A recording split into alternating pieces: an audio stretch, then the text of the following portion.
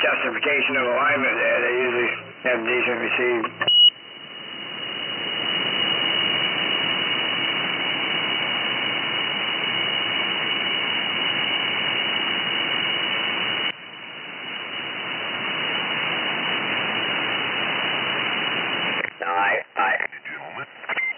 What?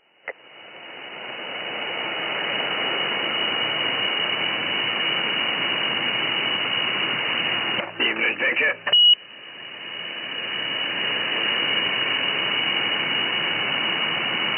Yeah, I missed him a lot. Was it fix it?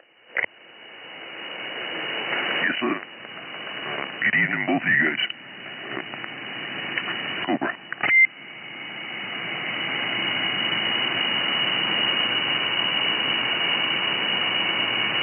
Yeah, I can't tune in, whoever it is. Oh, the first one was fixing. I think somebody else chimed in too there briefly. I ain't sure.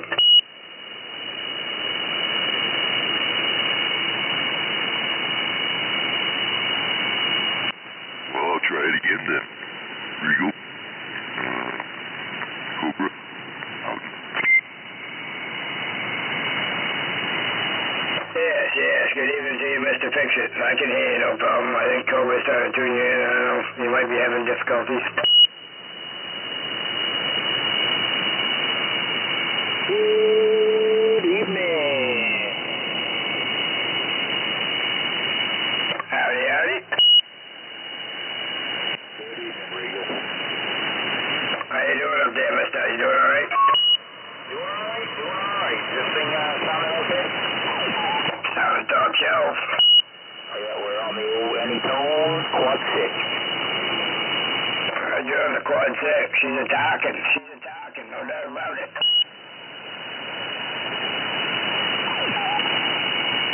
What else going on, John? Hello, Mr. Cobra.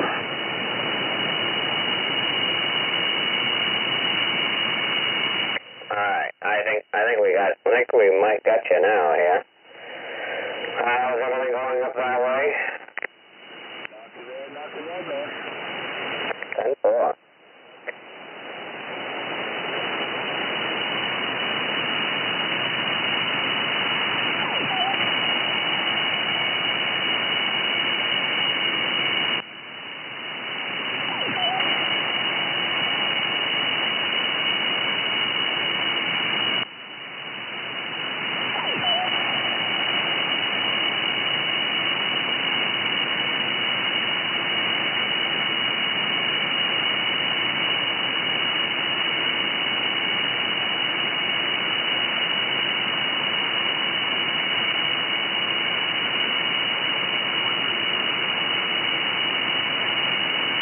How you doing, Mr. Cobra? Doing alright. Back on the 2000 tonight, so should be in good shape, yes. Things were a little rough there last week. I had pretty much nothing that actually worked. Well, she's sounding good up this way. I brought a whole stack of radios to somebody, and he fixed them, did an awesome job, and now I have a stack of radios to choose from. Hell yeah, man. Yeah, that thing sounded pretty good.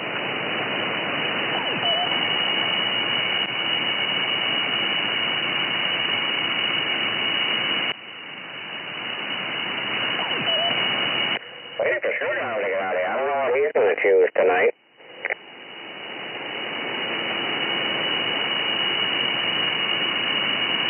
Oh, well, probably a Ranger. You never know.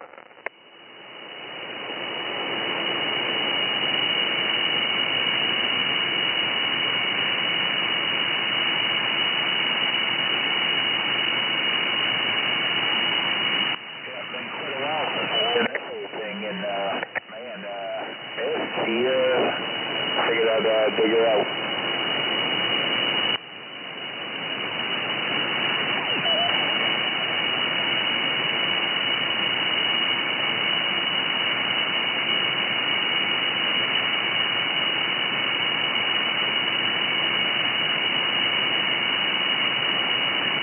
Supposed to rain tomorrow, I guess.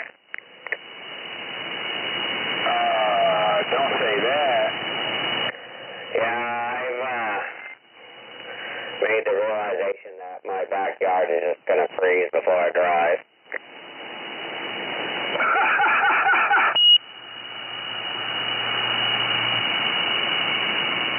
This is usually like springtime in the midsummer type mud out back, and it's bad this year.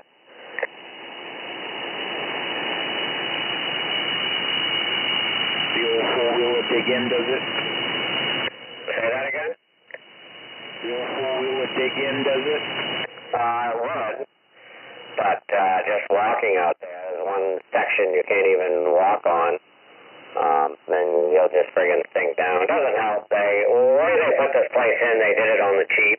They really dug into the side of the friggin' hill, and I believe there's a couple of springs that they hit, so when it's, when we're not having a drought, I think the water just comes out of the ground in a couple places, and it doesn't help. Yeah, she probably stays wet pretty much all year then. But my well is storing up again there, so, yep. Well, you got a shallow well over there, Cobra? No, I got an artesian well, but it comes right out of the cap. Yeah, that's like mine. It stopped for like 3 to 4 weeks this summer, but now she's flowing right out the top again. Yeah, that's what mine did. It stopped for probably longer than that. I want to say probably from midsummer till about 2 weeks ago when I noticed it was starting to come out again. I do know it's slow as far as recovery rate, because if you take a shower, wash the truck, do a lot of laundry, it won't come out the top for, probably about 4 hours, and then it'll start coming out again. I think I got some water. Filled up a huge ass swimming pool, and after I got done filling it a day and a half, it was still coming out the top right after I filled the pool. 10-4. I think it was like 2,300 gallons or some freaking thing. Oh, shit, that's a pretty strong vein they tapped into there. And it's only 181 feet down. Mine's something stupid, like 375 or something. Pretty much gets the water from the bottom of the hill. I was going to say, you got that big hill. But I guess, talking to the other people around here, there's a road on the side of me that runs along the side of my property and goes down a little ways, and there's a house out there. Well, he actually had to put his well is like diagonal across from mine, and he had to actually friggin' run pipe probably, I don't know, maybe a quarter of a mile, just so he had decent water at his place. Oh, hell yeah. But I noticed that a couple of years ago. I was like, oh, that's right, because when I stand at my well and there's no leaves on the trees, I can look straight across. I'm like, oh, yes, that's what he did. Apparently he tapped into my vein, but before I moved in here, but whatever. As long as he's got water down there too, I guess. Yeah, Roger. You got city or you got well, Regal? Oh, I got my own artesian well. Oh, hell yeah, yep. I don't have no water flowing out the top of it or nothing, but I got a steady stream of water. She never gave up an ounce since I've been here in 5 years. Yeah, you got a pretty good water supply then. Yeah, we're actually in an area where it's listed as a watershed zone, so, that stands for standing water in small pockets. So, yeah, we got a pretty good vein up here on the hill. I mean, it's actually not common to put an artesian well in and have it coming out of the cap continuously. But that's, I think, the reason for an artesian well, so you actually have water during those droughts and stuff. But if you have water coming out of the cap, you probably could just get away with a freaking dug well. Yeah, I would think so. 3 tiles deep, because you'd have water forever by the sounds of it.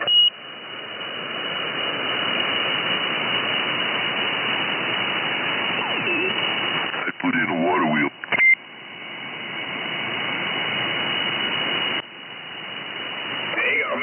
water, make a little ravine down to a little pond, light it up like Paranoid's got going on down there. Have yourself a little love garden.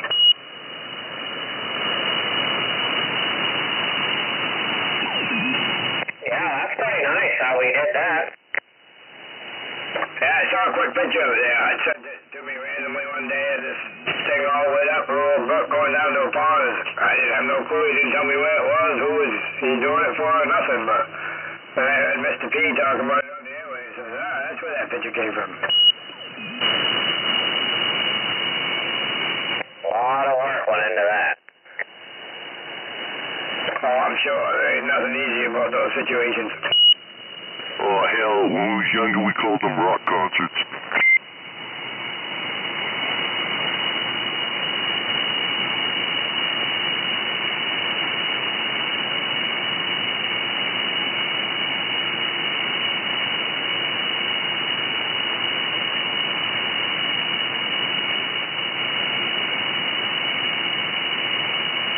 I always did like doing that, the stone walls and stuff like that. That was kind of fun, like Tetris.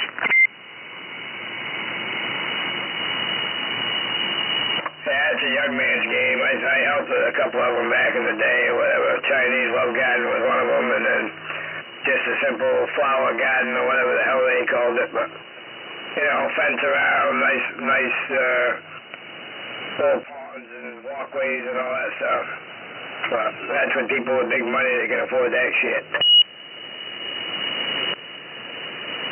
I guess my $25 ain't gonna do it.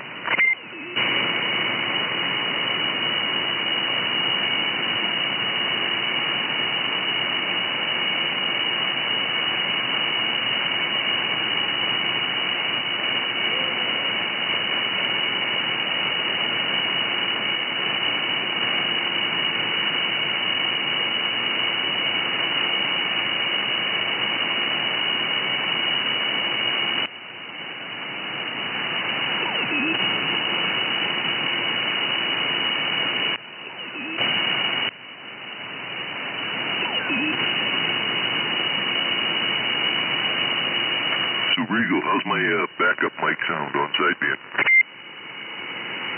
Sounds pretty good over here. It's cutting through. I got ground squiggly noise going on for some reason. Started off clear, but you're cutting through that, no problem. Sounds good. Thank you. Wow. It was almost 400.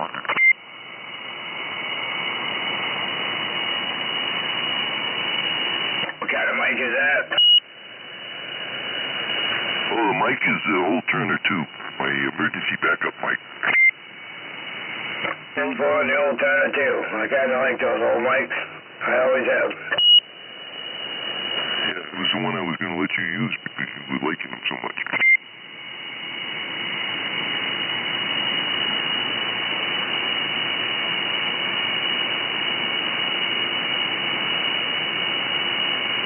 I kind of need it now. My Delta went kapooey.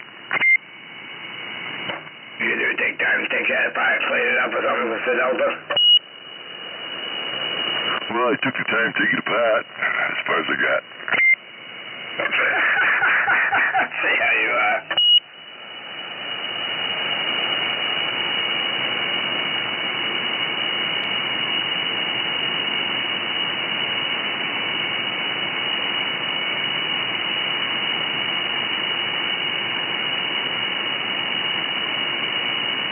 Well, I ain't doing too bad for this week's project. Yeah, I got a couple things off the list. I got the old lady's car stinking fire right here.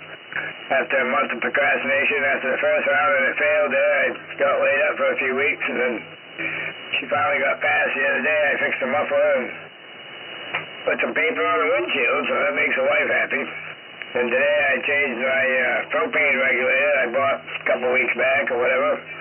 Finally got that in line, so we'll see if that works any better. The one I took off is going to rattle to it, so I think that regulator was smoked.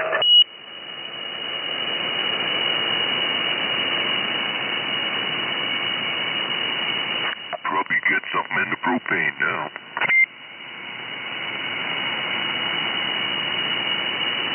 I'm not sure what the price of propane was, but that's the price of $3.53 a gallon. I guess I'll take that over the price of number 2 oil.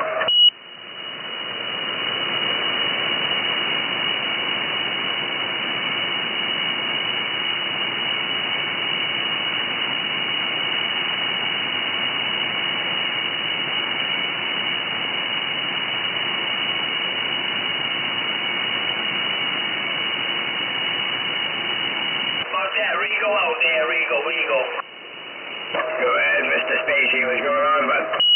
Hey, not too much. You got a good coffee on me, bud? Oh, fuck yeah. Sounds just like you do on AM. And 4, right back to you there. Save that rose for yourself. Okay, I'll send you back to Thorny Pricky M. You prick. Yeah, that's right. Been that way for years. Ain't gonna change now. I mean, pardon my French there. Sorry about that. Alright, I just wanted to see how this thing was working. Check her out there.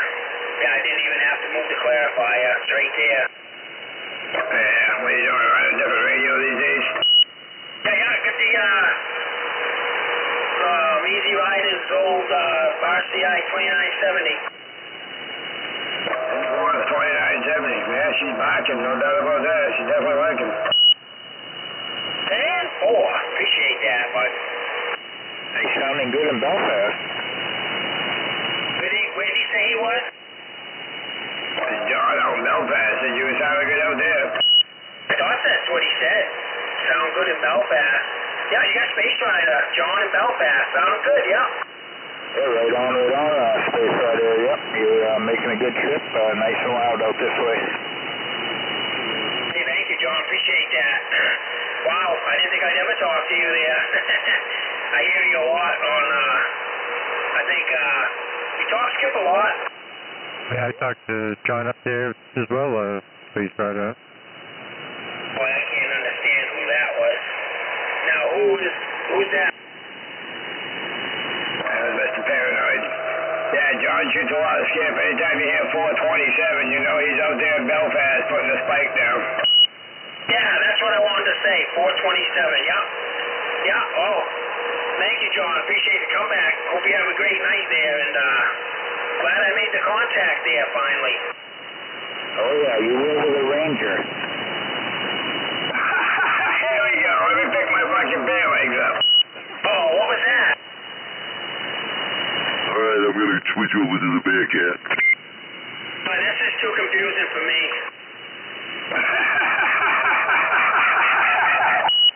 Now, some people sound like Minnie Mouse, some people sound like Mickey Mouse, and some people even sound like Donald Duck. Hey, roger that. That's what happens, I guess, sometimes on sideband. John, you hearing me tonight out there, Mr. Paranoid? Oh, yes, sir. Yep, I got a good copy on you. Yeah, roger that. Good to hear. Yeah, you sounded really good tonight here. You give me almost 5, I think. It's pretty good. I get no RF amps or something, nothing like that. You know, just straight up 5. Yep, that's about what I got on you there. Just running the old Anytone Quad 6. Oh, roger that on the Quad 6. Yeah, you sounded good down here tonight. That's for sure. I appreciate it, Paranoid. Sounding good. Yeah, right back at you. All right, well, we'll get back on to sideband night. Who's out here tonight? Evening to you, Mr. Paranoid. Old Regal out in Dresden waving in. Yeah, roger that. Regal, how are you tonight? Oh, I ain't doing too bad, I guess, for Thursday. Roger that. Thursday evening. Yeah, what else are you going to do? Where's the real crew? Where's Cooper and them guys tonight? Cooper's been right in there. He's probably sandbagging a minute or whatever. I don't know what happened to the rest of the room. I haven't heard him yet. I'm in here. What's going on, Mr. Paranoid? No, not too much. Yeah, good. Good to hear you in there, too. How are you tonight? Good. I'm on the 2000. I'm running the live gate with the 2000 tonight. Hey, roger that. Back on that. It's a nice radio. It works good.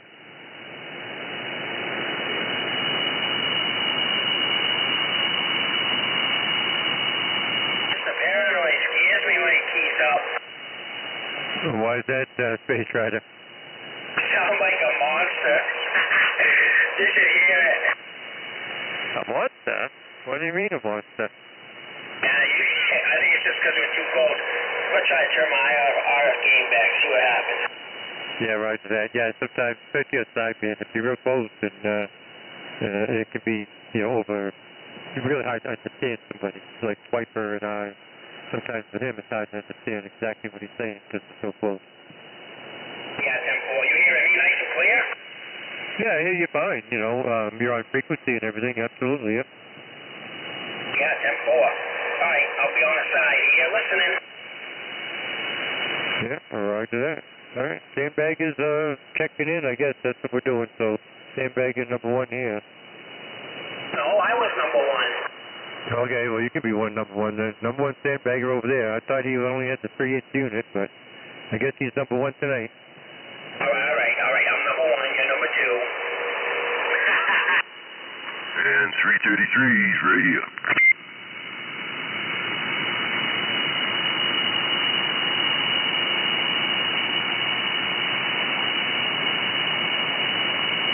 I guess that's it for sandbaggers, huh? Hey, what's Cobra? You still out there? Yeah, I'm right here. Hey, you're sounding good, man. Just wanted to let you know. How do I sound? Well, you sound fine here. I got the live gate rolling if you want to check it out. Looks like not that many people listening yet, but I'm sure they'll pop in. Oh, yep, 10-4. That's on the main sidebander? Main sidebanders? Yeah, on Facebook. Yep, 10-4. That's awesome. Yep. Thank you. All right. Just try to keep it down there. Trying to sleep.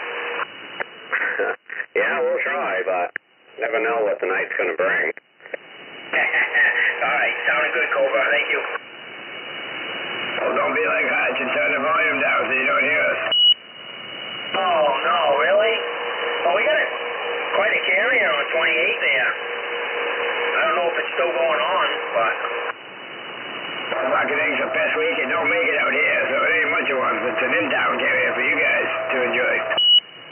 Hey, don't tell them that. Their butt might hurt. There you go.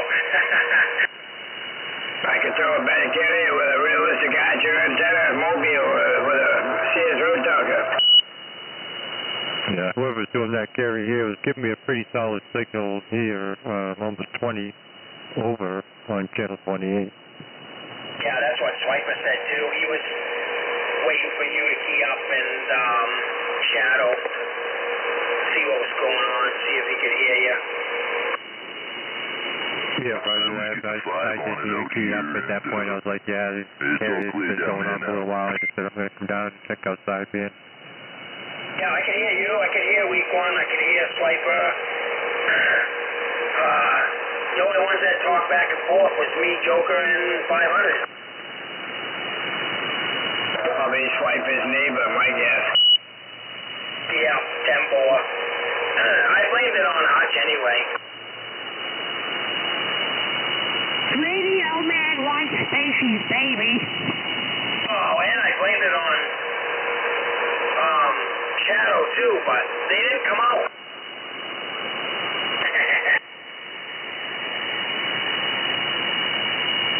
Whose baby am I having? Damn, I'll be rich, won't I? I think he says Radio Man. Stacy wants to have Radio Man's baby. What? That ain't right, dude. Something wrong with you. Wow. Yes. All right, good. Well, as we move along. Hello. That'd be a hell of a cross mix. It'd be a little chubby puppy with a beard.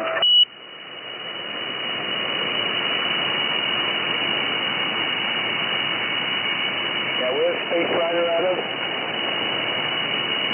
Space Rider, he's over here in Auburn, right near me here. Yeah, he was running a big Ranger.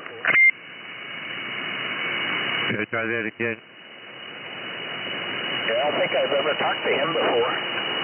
Never before that, never talked to the Space Rider. Who's this? You got John over here in Belfast. Oh, yeah, John. Yep, exactly, yeah. Yeah, no, he's, I don't remember you talking to him either, so he's definitely working tonight, huh? Yep, Roger. I think you guys have tried to make a connection a couple times, but you guys couldn't hear one another or whatever. He runs all kinds of different radios over there. He switches like his underwear, so he finally got one that got out. At least I switched my underwear. Well, don't tell John that he's running a Ranger. And he's on 2970, so, you know. Yeah, that's instant wood. Oh, sorry. I already know it's a piece of crap. John just probably put a fucking jizz pile on his desk. Wish I had a big radio. You do.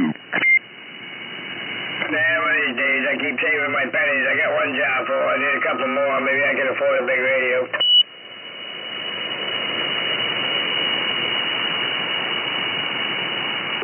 Hello. How's this Pro 510XL sounding? Sounding good over here in Auburn. You got Space Rider. Yeah, all right. We got Red Dragon up here in Augusta. 10-4 in Augusta. What'd you say your handle was? Red Dragon here. You say Ridge Runner? Red Dragon. Oh, Red Dragon, yeah. Okay, got you a little bit there. Yeah, all right, fine business. Sounding good down there in Dresden there, Red Dragon. Just let you know, Regal. Yeah, you're sounding great up here. 5.9 here for sure, so solid signal. Yeah, Roger. I got you a 5 to 9 down there as well. Sounding good. Sounding good. That radio is definitely working. I'm trying to tune you all in there. You're all a little low, so I'm trying to come down a little bit. Come on down there, Red Dragon. You get this paranoid over here in Auburn. Good evening, Richard. Good evening, Richard, up in Plymouth. I got a good copy on him tonight. Oh, do you hear me tonight? Yeah, he's pretty good down here in Dresden. I don't know if it's just the airways or what, but rolling right in down here. You're really good too, right?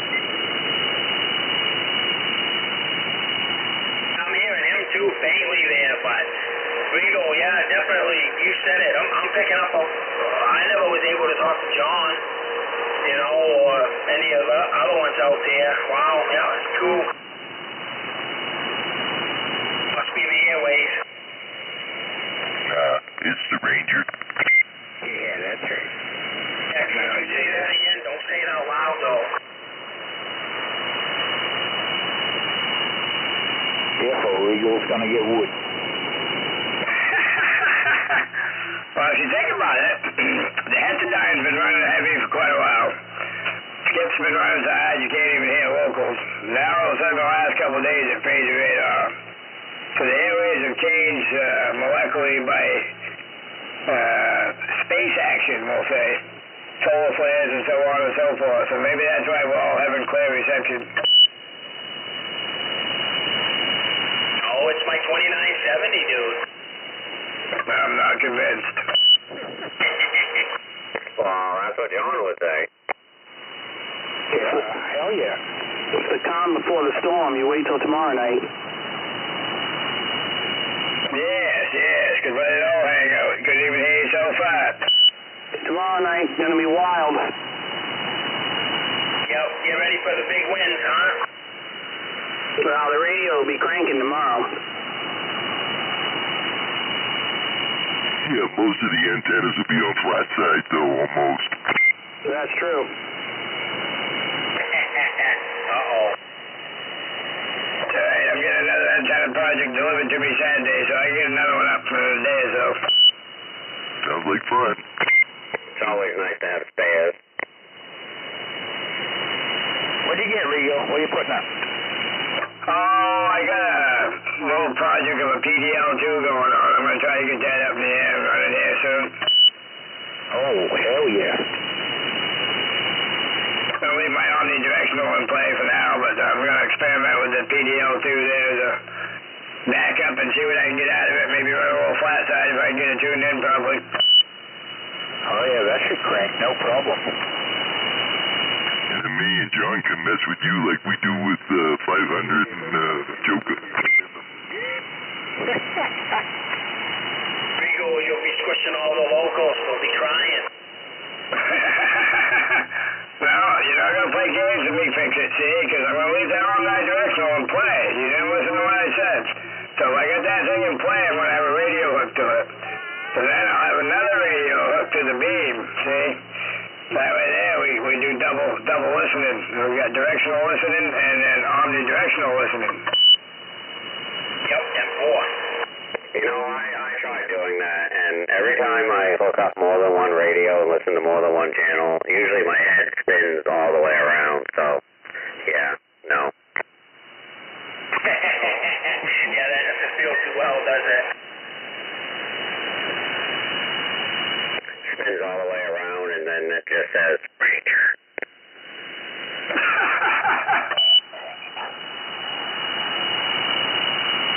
Well, if you got more than one, you only turn the volume up on the one that's got the needle moving. Who is that keying? Who's that just keyed up? Let's fix it. Talking Ranger to radio. You should be able to hear him, no problem. Oh, okay, never mind.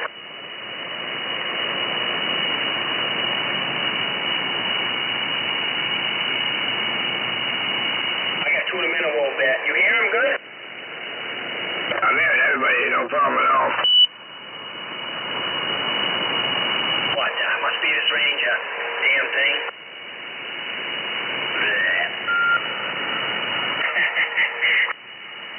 Well, if I do that, it probably sounds better to you. It's just a law of the land when you talk sideband, man. You gotta keep your hand on the clarifier, keep tuning. Oh yeah, I do, Regal, but then that tunes you right out, and then it's weird. Well, I don't have an open clarifier on this radio, so it is what it is. It's pods are set, and when I key down and transmit, it is what it is. I can't do anything to change it, so everybody has to tune in to me, because the only thing I can do is tune in to receive on my clarifier. Everybody else sounds good there, except for a couple of people there I have a hard time hearing, but because I got to turn the clarifier for them, but then I got to turn it back to hear you guys.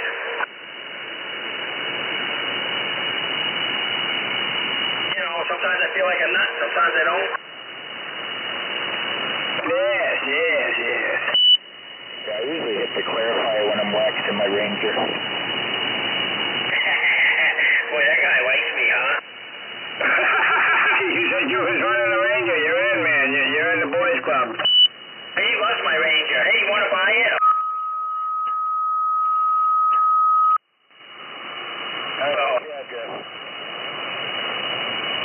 How much? How much is that dog in the window? Well, you know, inflation and everything. Oh, Jesus, here you go. You know, your daughter, your husband, fucking Argyle socks. You're gonna need the shit to find out. Is that a true story? Do I hear 1,000? Do I hear 1,000? Do I hear $1? $1. What? $25. Yeah, can't even get him. Never mind. You gotta be careful what I say. It's only a Ranger. All right, $100. Thank you, Regal. It's only a Ranger. You're only gonna get so much out of her. All right, that's it. I don't have to sit here and take care of this. Because, why is everybody always picking on me? $150. Stop yelling at me. What's up, Bob? Oh, you are listening to it. How you doing, man? Oh, I'm still living. I'm still living the dream. You know how it is.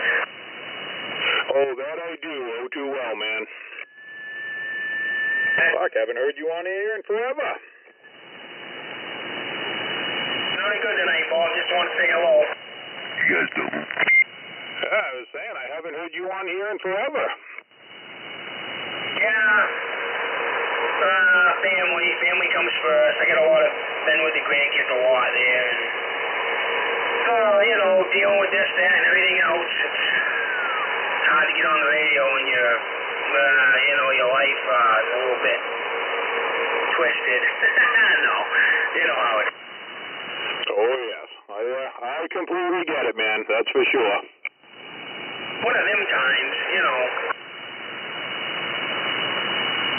I don't get on as much as I'd like to, but, you know, it happens. I never could hear them before, but I'm hearing them tonight. I don't remember their names, but...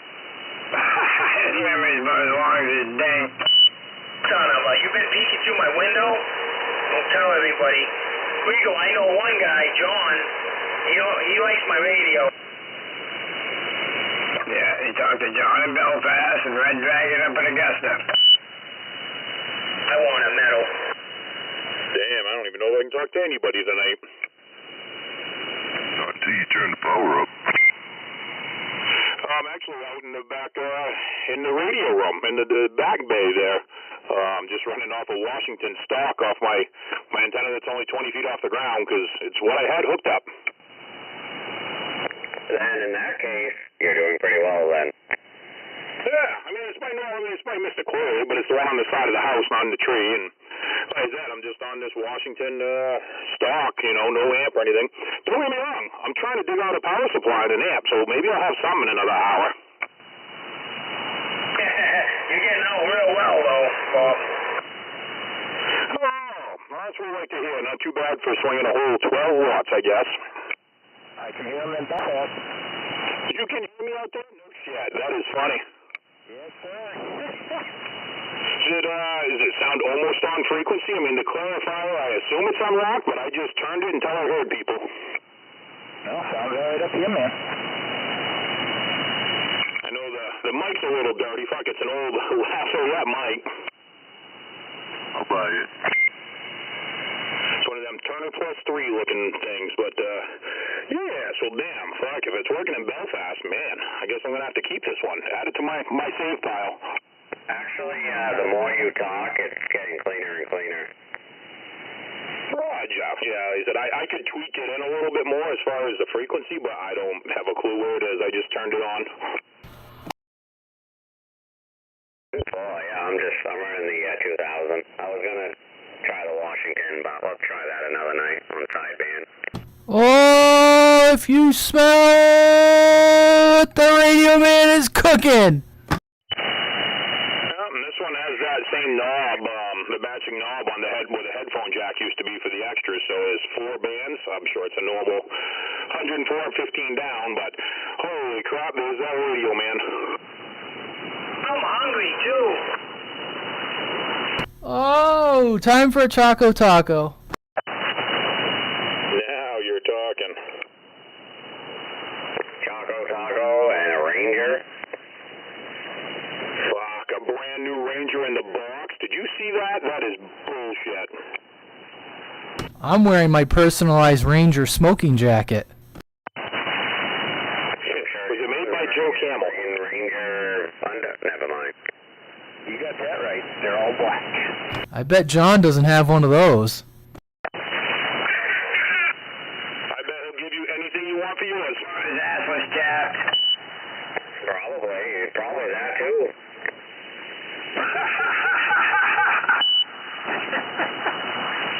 What? Did I just hear something about assless chaps? Who said that?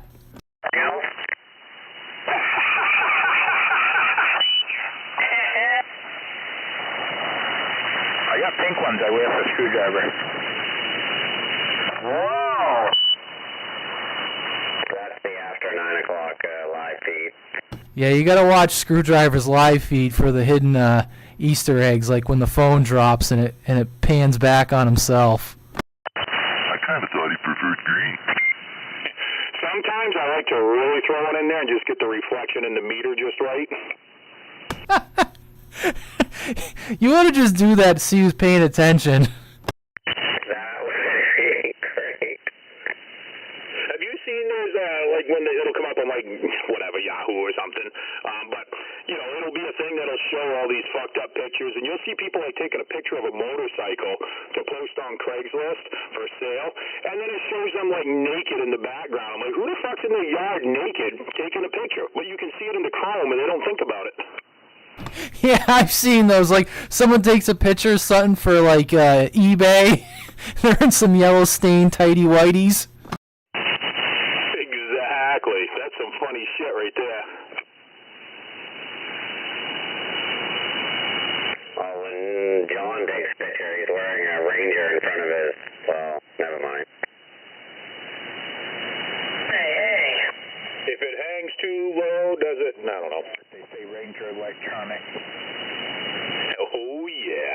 No, it's got to say Ranger Communications. Well, you can't read that anymore. It used to say that. Yeah, they don't even call them an RCI anymore. Now they're just Ranger, because I think RCI sucks so bad they went out of business.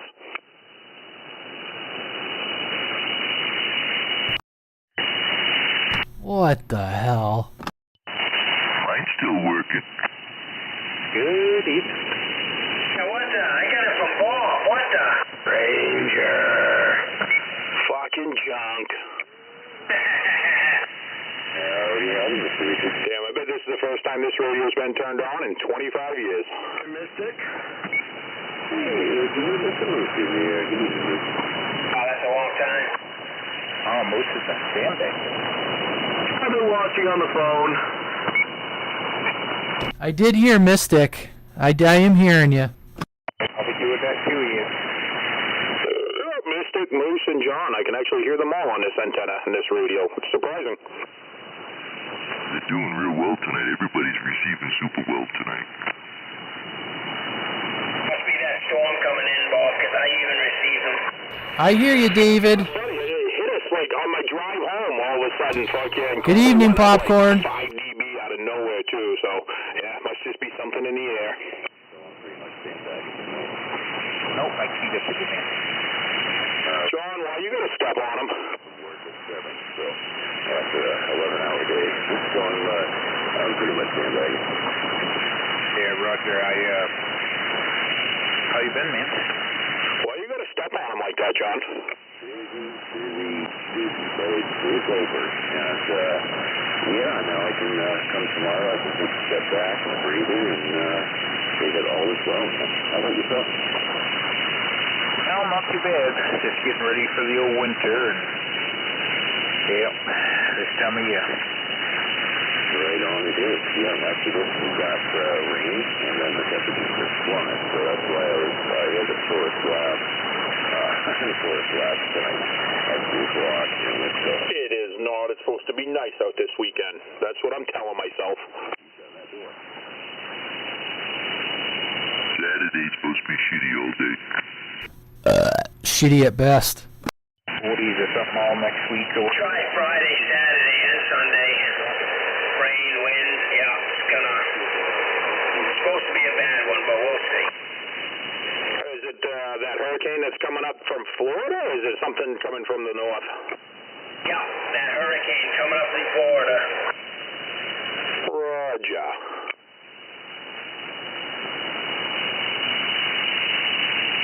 It was pretty bad. Pretty bad right up through Florida. hell yeah. Yeah, I saw some videos that didn't look pretty, that's for sure. Move the couch closer to this radio now. It's only in 2 feet of sand, though. Let's see. I got John. I got Screwdriver, Cobra. I got Regal, Fix It, Mystic. I got Spacey. I don't know. I'm sure I missed somebody, but that's who I got so far. Yeah, it's Paranoid over here in Auburn. It was a big double, but I heard Paranoid. Paranoid won.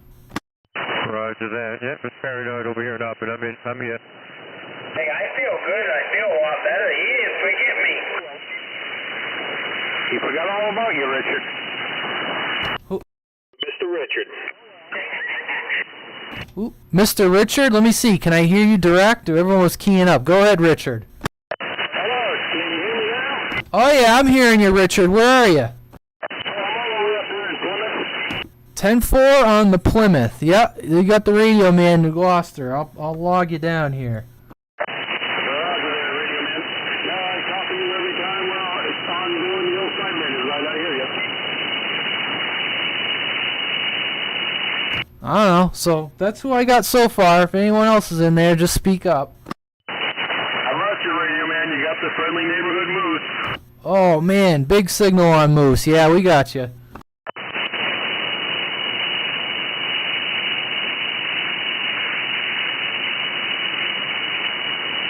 Now I feel like I gotta do something that I'm up here, though. Where are you, in the radio lounge? I am, but I don't have a radio near the couch, so I gotta the couch is in the way. I really just gotta organize and move some shit around here. Or put in a comfortable chair. I do have an office chair sitting right downstairs. I just don't have the room yet. I gotta this table with all these radios has to disappear, and I have to stack the radios on the shelf so I can make some room. I got a shelf. Perfect. You could probably make a shelf with some radios. I know, right? I'm gonna look like John. I'm just gonna start stacking radios up and put a piece of plywood on them. I glue them together like Legos. Radio Man likes a single sideband, baby. All right.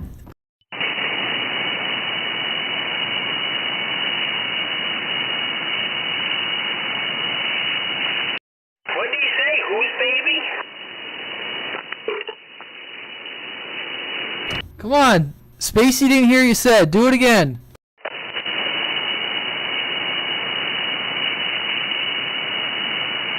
They only get one shot at it, Spacey. We only get one shot. They only say it once, that's it. Why you so bad tonight? Yeah, that's okay. I'd be rich. I only heard him once. Well, when you guys grow up, you'll get a fan like I do. That's like my own red carpet when I'm on the channel. Yeah, he said it earlier too. You must have missed him. You probably wasn't in there. Damn. Said Radio Man wanted to have Spacey's baby. Don't be jealous, Regal. Yeah, he was just in there a second ago. That'd be a fat baby with a beard. Son of a Regal, be good over there. Hey, Regal, I trimmed my beard down and no more ZZ Top starter kit. Okay. Shit, we was gonna have you play the six strings. Oh no, I had a collision with one of them beard trimmers.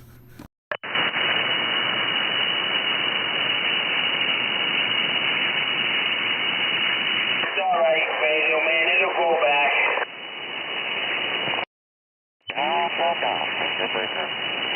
Who's that out there calling breaker breaker?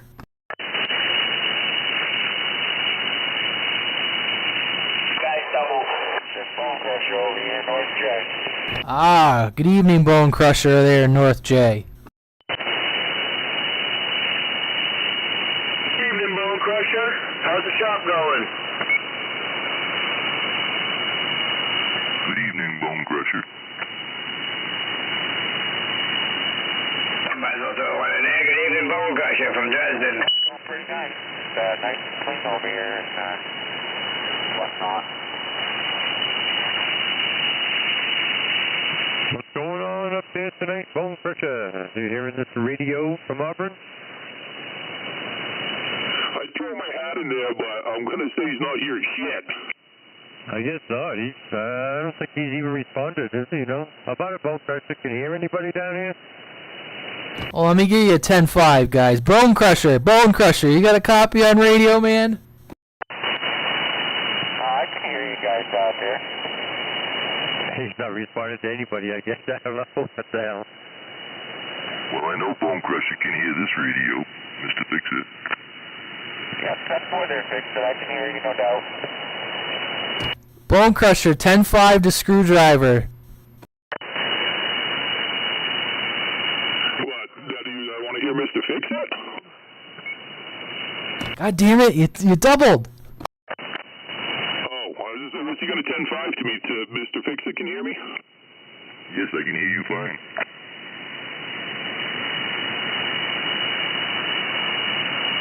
I'm so confused.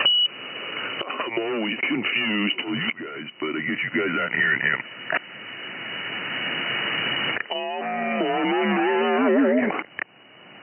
What are we drinking? Anything good? No, but I am shortly. I can hear everybody out there for Bob. Just get out. 10-4, and you can hear everybody but Bob,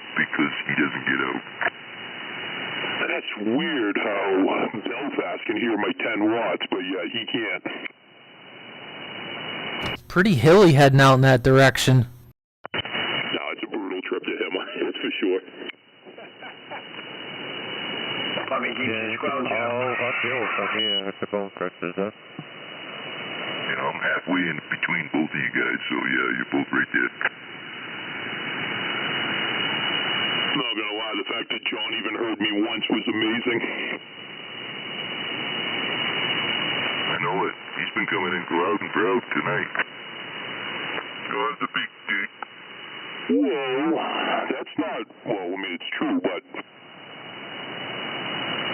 Who's the meat gazer? I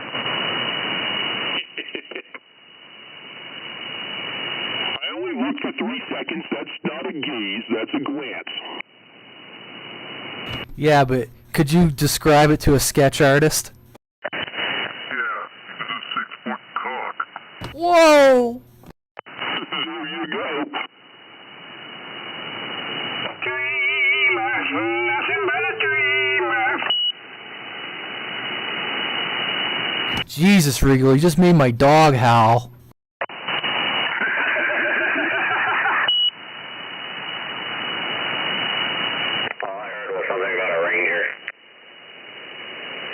Yeah, where the hell did they try to go? I'm trying to buy that radio. Stay shredded. John's all over for you.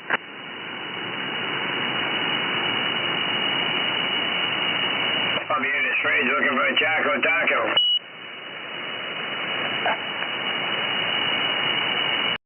Hey, Dirty Diaper, what's going on from South Carolina?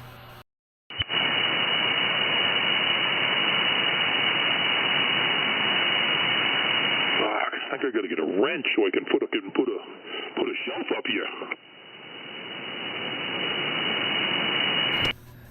Don't put that Jägermeister dispenser up there. That ladder coming down could be deadly. I got a couch to sleep on, it's fine. I was thinking that coming down that ladder one day. Don't worry, he's gonna put in a fire pole / stripper pole. I'm listening. Nice. Yeah, good slide. One more metal slides. Climb up the ladder, get up there, and slide down. I was thinking a zip line could be kind of fun. Don't forget bunk beds. More room for CB radio activities. Oh, fucking right. More room for activities and stuff. I am in. Are you up in the loft? I am. I'm up in the loft on the Stock President Washington right now because I'm trying to get a power supply up and going so I can put an amp in line. Yeah. Running off the clearly on the side of the house because that was the antenna that's plumbed out here. Yeah, Dirty Diaper. Yeah, that weather's heading this way, I guess. Just don't use it. That son of a bitch, better go after him. I'm fucking too lazy for that. You give me his name, I'll go after him. You know, the radio loft's right near the garage for when you decide to go break boards after. Nice. What was that in there, BBI? Whoa. He said BBI. Good evening, Swiper. Good evening.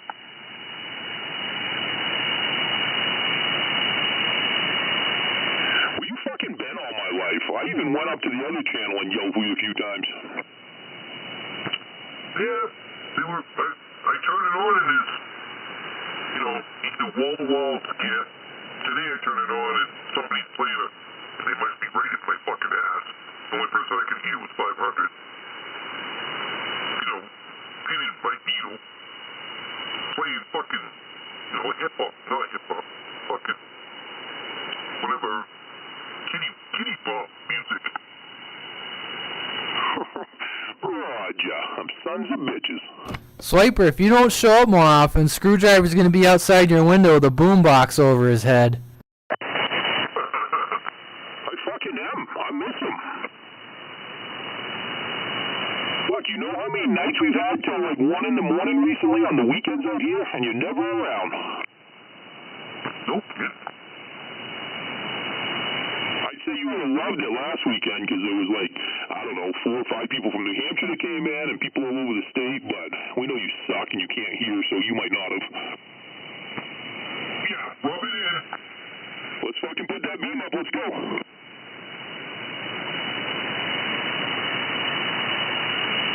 Wow, this took a turn, huh? I'll be over there fucking Saturday morning, bright and early. Let's do it. That's the same problem with the beam. Fuck you, did. You heard everything.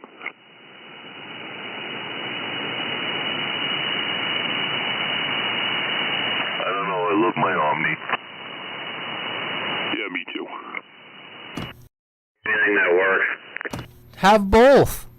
I mean, the problem is, it's not like I can even say, oh, get a better Omni, or oh, put it up higher. I mean, fuck, you can't do either. Right. But the only upgrade for me is the beam. And I don't want to go up there. If I go up there, it'll be to repair that really rugged Mr. Coily. And then I won't have to go up again. Maybe I'll even change the coax again. Yeah, I hear you. Well, let's fucking, I don't know. Let's do something. Shouldn't be anything wrong with the coax, should there? Wasn't that just changed not that long ago? I know. Yeah, no, it's virtually brand new. You know, but, if you're going up there, it's not like I'm throwing away the old coax. I can put a use to it. Don't worry about that. My point is, if I'm going up there, I want everything new and bulletproof. And full on less than 20 years. Oh yeah, we're gonna get the lift out, and we're gonna get snacks. We're gonna put an antenna up. Swiper, do you have any snacks over there? No, but that could change. Perfect. If you have snacks, I'll be there. Screwdriver will be there in his best yoga pants. You want the hot pink ones or the ones that make my ass look good? Well, you know, those are the best pants for doing antenna work because it doesn't restrict your movement. Yes. Sounds like he's showering something down as he speaks.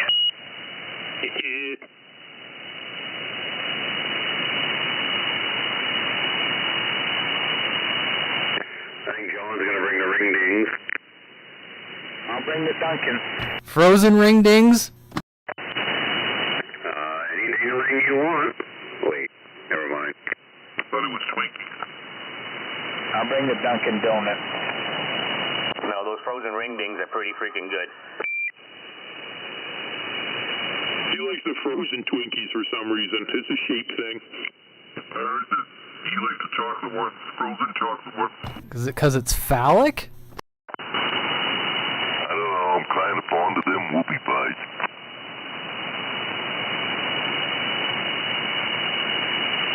Oh yeah, devil dogs. Those are my favorite, devil dogs. Devil dogs are dry. Freeze them? I'm fond of junk food in general. Yeah, devil dogs can be dry, but with an appropriate beverage, they put you right where you need to be. Oh, I'm sure you put there right. Never mind. This is getting bad. Yeah, it's just getting bad. I got some brownie chocolate chip cookies tonight. Them fuckers are pretty good. I think the statement Regal is had.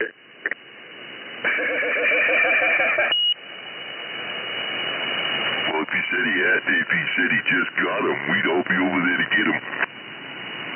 See, I got some M&M cookies. I got wild blueberry pie. What do you want? I'll be there in a few. Regal's the snack master in chief.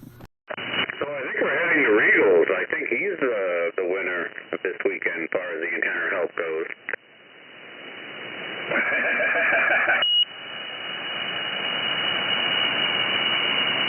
Oh, thanks for everyone showing up tonight. Hope you guys are enjoying it.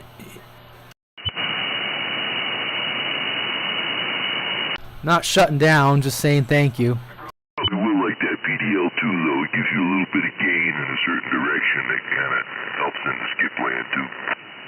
Hey, 356 BYU, good evening.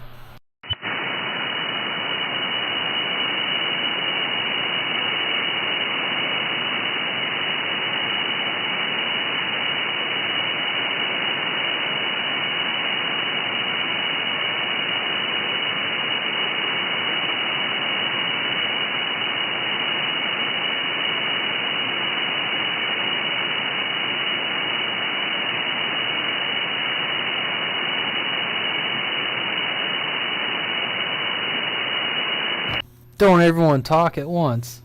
I know, I was going to say 15 radios and it's all listening to quiet. Wow. Yeah, I heard you, Spacey.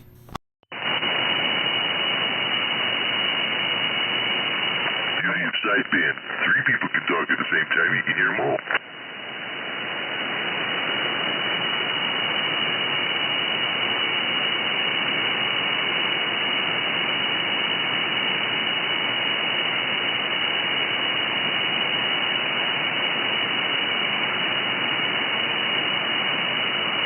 Somebody else is down in there. I can't quite pull them out, though.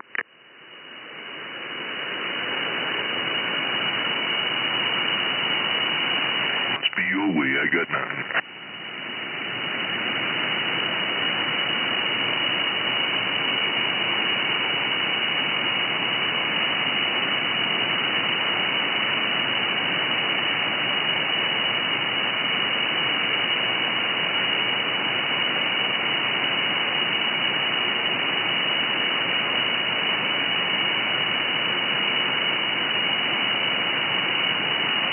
Who's that that just said, oh yeah, where are you at?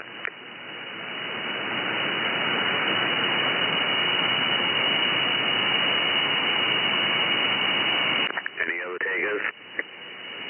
I'm not hearing him, Cobra.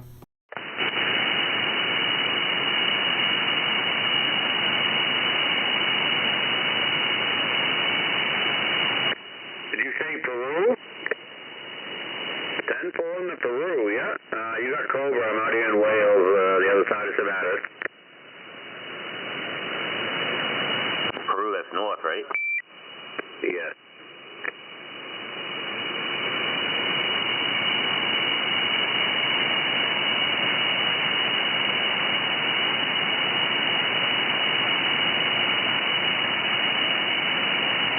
I do hear something in there, but I can't pull it out.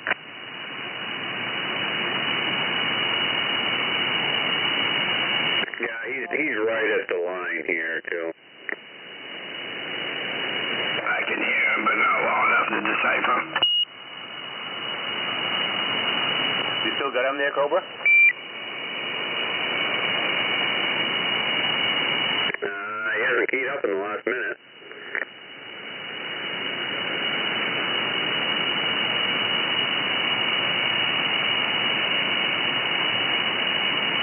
Who's that screaming, oh yeah? Yeah, that's him right there. Hey, what's going out there, way out there in Peru? 500 down here in Lewiston, hello?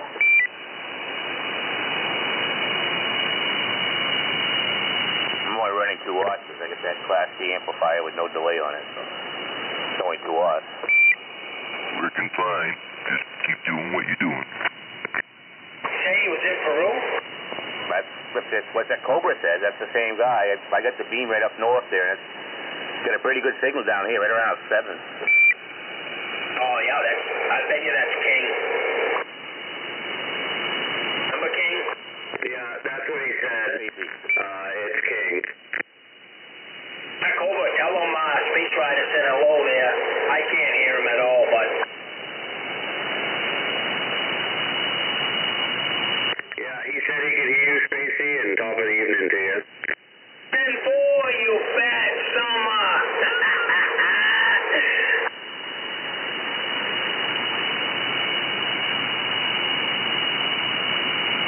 Hey, King, can you hear this weak little radio down here in Lewiston?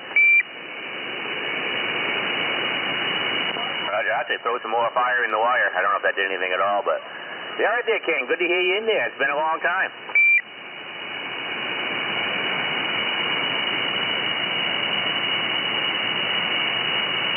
Roger, a couple of days ago. Okay, it hasn't been that long.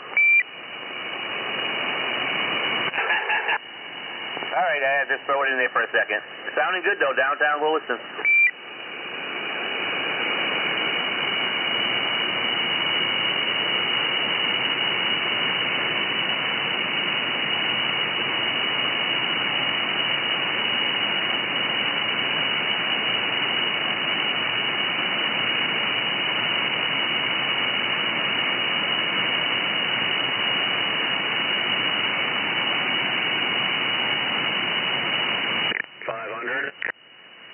Yes. I'm going to get up for a few minutes. I'm going to need you to listen to the faraway stations. Me to listen to what? I'm sorry. I said I'm going to need you to answer any of the faraway stations. I got to get up for a minute. Okay. You're headed too far away.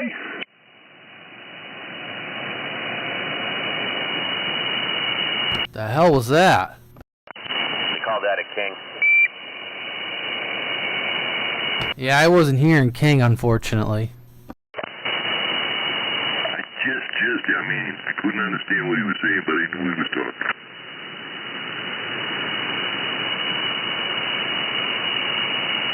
I think he's on a hill up there in Peru.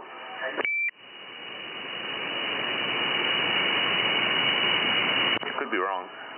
I think after the last time I talked to him, fuck him. Wow. Whoa!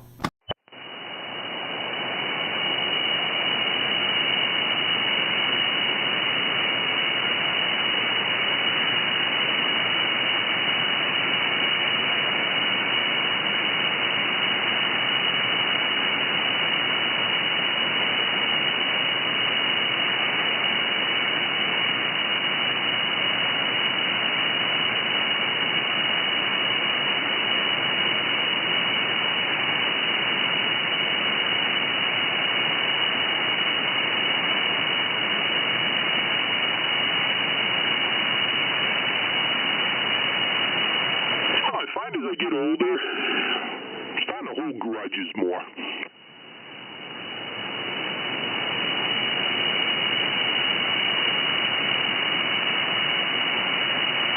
Isn't it supposed to be the other way around? You would think. I used to, well, bygones be bygones, but I don't know, man. As I get older, I tend to take shit a little bit harder, I guess, and it's more just a fuck you.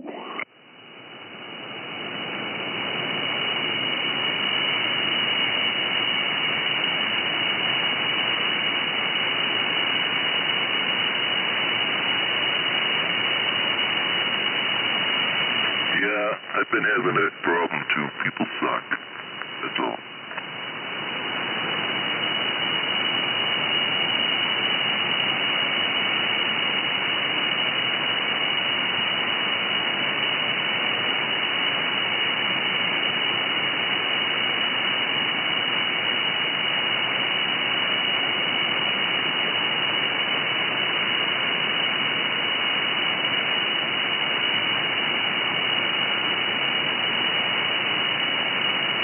But I gotta admit, it is more fun when everyone's getting along and joking with each other. Oh, yeah, that's for sure.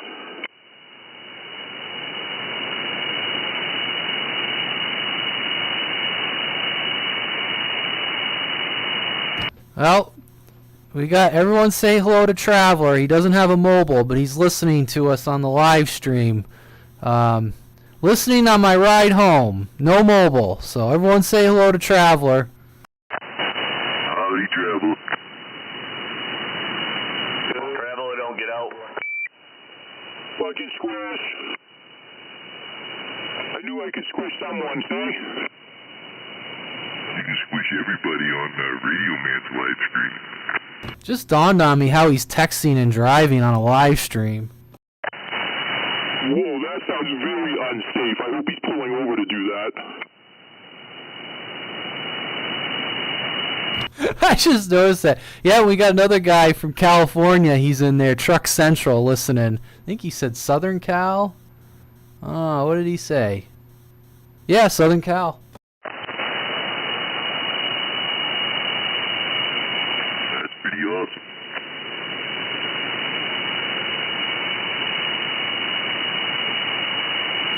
Traveler, how the hell are you texting and on a live stream driving home? It's talk text. You can talk in a text for you. Oh, that never works for me. I end up saying I have herpes or something when I do that. Yeah, but it's not like you're lying. Whoa, you promised not to tell. You fucking promised not to give them to me. Is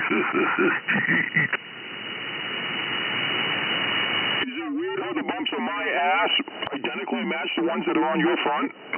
Oh, that's disgusting. That just ain't right, is it, John?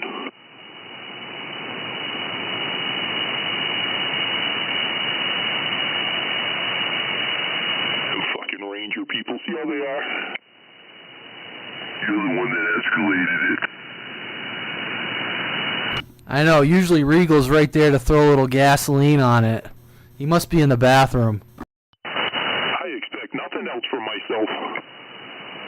I was trying to clear the picture page's image in my mind of what I heard. I had nothing. Yeah, that's alright. Screwdriver, you be you.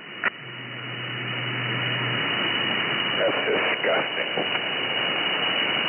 I think you just made John toss up his Twinkie. At least a couple. Oh, and this just in. Traveler says he's not on the road yet. He's getting ready to leave. You can still use voice text safely. We'll get him one of those Blue Parrot headsets.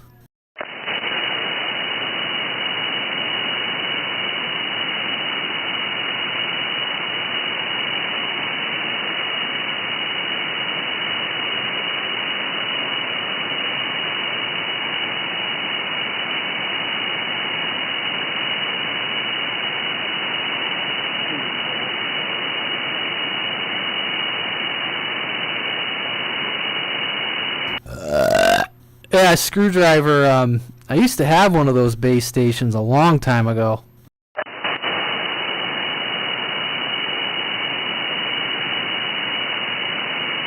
Yeah, these Washingtons are great radios. Yeah, it was. I don't know whatever happened to it. I definitely don't have it anymore.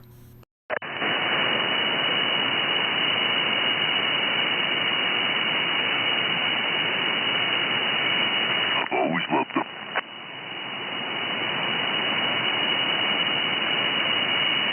Easy to work on, too. Yeah, and they're a good radio. They're a nice, clean radio looking, too. I've always liked them. Yeah, but you gotta look under the hood. That's nice and clean, too. Everything's right there.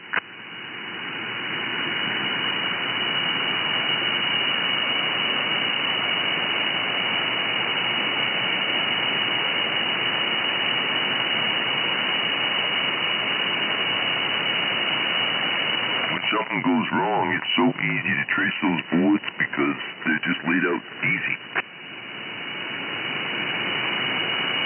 Yeah, they definitely haven't changed.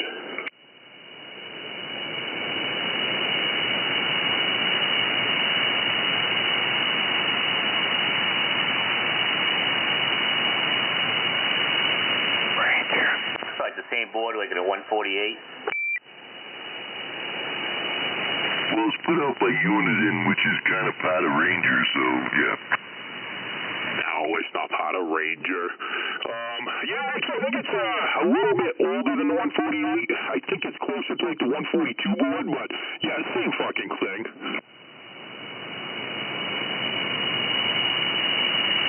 If you pop it open, I guarantee you, like the power knobs and every, all the adjustments are in almost the same exact spot and definitely the same layout.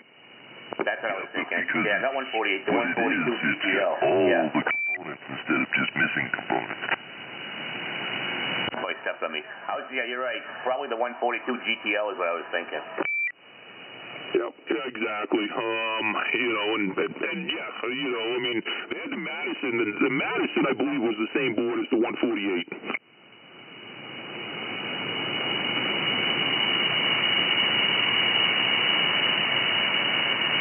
Doesn't matter, it's a kick-ass radio. Drop it off tomorrow, I'll pay you for it. Fuck, I just found 3 more of them. Okay, all of them. Now, Cobra's got his hooks in at least one. Alright, at least get 3, right? Oh, I'm sure we can do that. And this one so far seems like it's working pretty good. I like it. It is working really nice. I mean, I have no idea other than this channel and sideband. I haven't tried AM or anything, but it seems like it's at least tuned in and it can't sound too far off. No, when you first turned it on, it was a little bit off. But as it warmed up, you're right dead on channel, at least over here. Dead up on channel. Perfect. Sounds like you're running AM.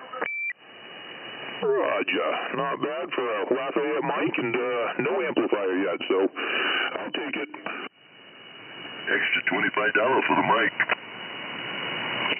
I was thinking it might go on one of these Lafayettes that I have sitting here that I love, but those are 5-pinned in, so I guess not. That's good for the Washington. First mic I saw that had a 5-pin on it up here, and I said, what's the chance of it being wired the same? And here we are. Yeah, but this is not the first one. You got 2 others that are up there wired 5-pin. Didn't even look. It was the first one I came to, starting from the left. If it wouldn't have worked, I probably would have kept going down the line. And then if that didn't work, I would have found a fucking 4-pin radio to run, I guess. The one that used to run DIN plugs was the Radio Shack.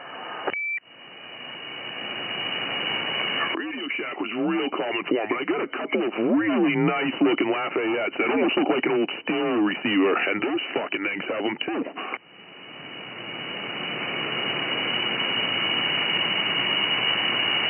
Oh yeah, and back in the day, some of those old mics, I think they used tinsel wire, and that stuff was almost impossible to solder. I think they called it tinsel wire. You guys know what I'm talking about? Like telephone line? Yes. And, you know, me being a little shit back then, kid, I couldn't figure out why I couldn't solder that stuff to save my life. But it's sure to get you out of a bind, though, when you get into a case where there's just a part of the ribbon that's fried. Replace it, boom, works again.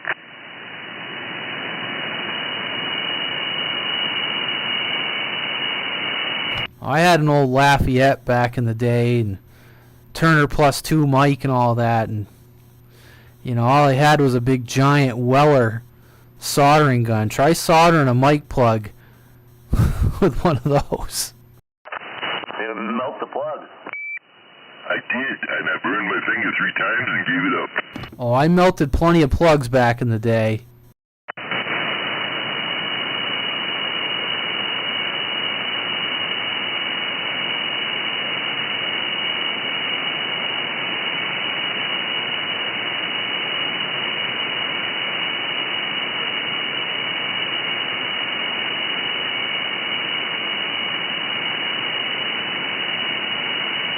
Screwdriver likes them butt plugs. Uh-oh. Oh dear! Only if they're the size of a 2-liter bottle. 2-liter? Holy fuck. Hey, if you're gonna fucking do it right, you know? Well, some shit just ain't right. Well, yeah, you're right.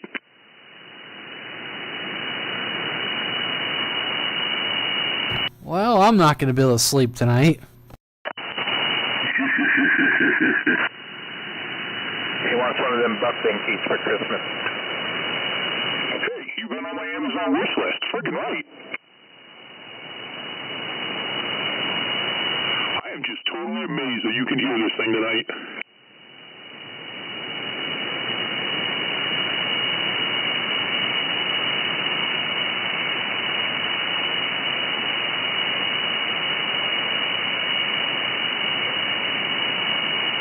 It's actually pretty quiet tonight. You know, the band conditions. No, but there's a lot of people out here.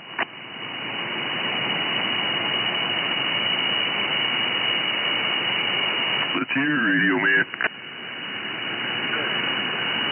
Hear what? The lineup. There's a lot of people out here still. Enjoy. Who's that out there in the distance? Not Fix It. There was some DX coming in there. Ooh, some dog X-ray.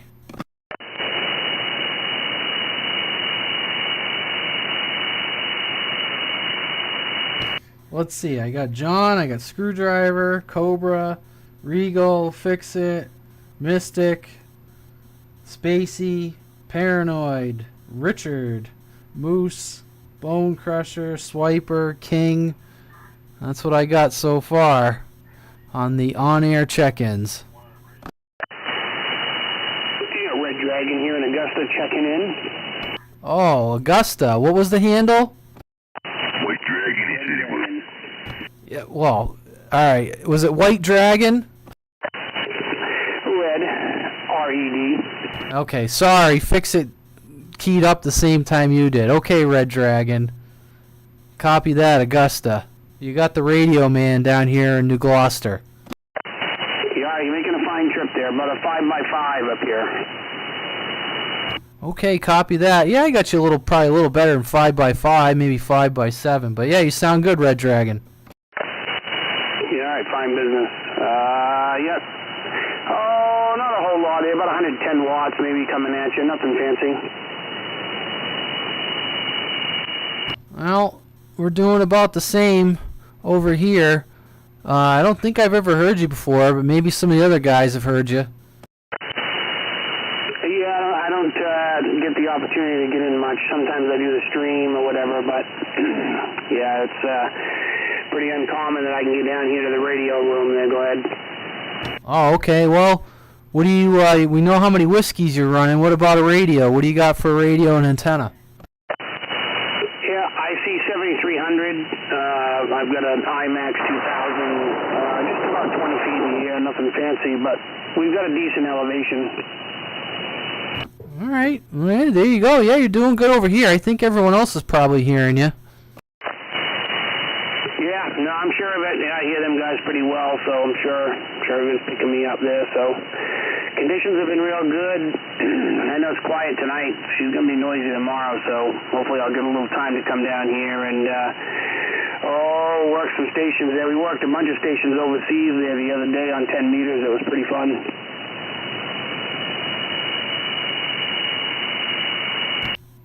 Yeah, the conditions have been good lately. Over here, yeah, I've been seeing video gates, and I've been doing a little bit myself.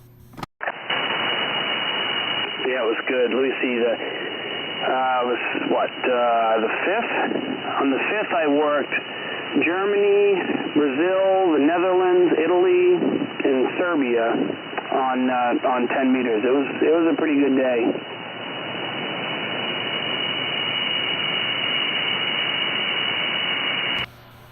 Good evening to Spurned Fisher, I guess? Pisser? I don't know if I'm pronouncing that right.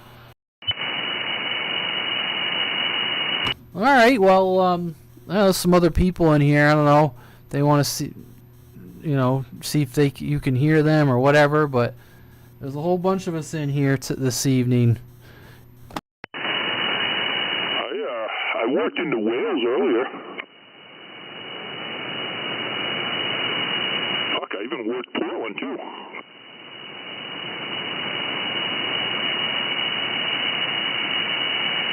Oh, everyone's a critic. Son of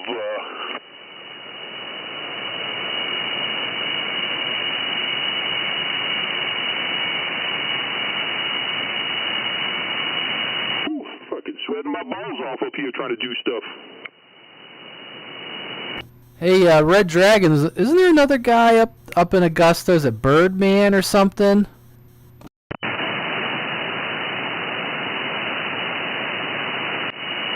Yeah, Yeah, he's not on tonight as far as I know. Haven't heard him.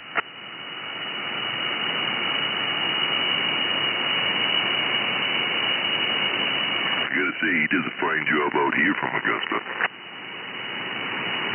Yeah, whereabouts is that? I'm out here in Oxford. Oh, yeah, we've talked before. Yeah. No, you're making a fine trip as well. 5.7 probably.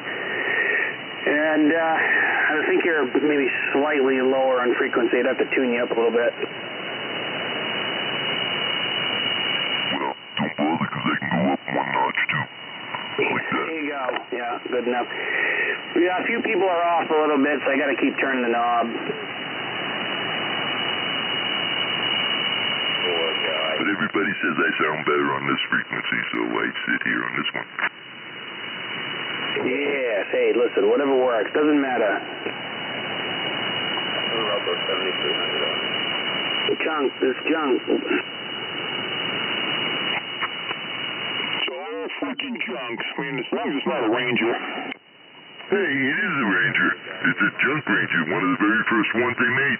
Oh, no shit. I got it on good authority. Rangers making the icon boards. Oh, now that would be hilarious. Could you imagine popping open a 7300 and seeing Ranger on it? I'd piss my pants. I just spent, I don't know, about $8,000 on a new 7610, and I popped it open and it says Ranger 2950 board. What do you say, John? Is Ranger making the boards for ICOM these days? Yeah, that makes my day. You guys just doubled.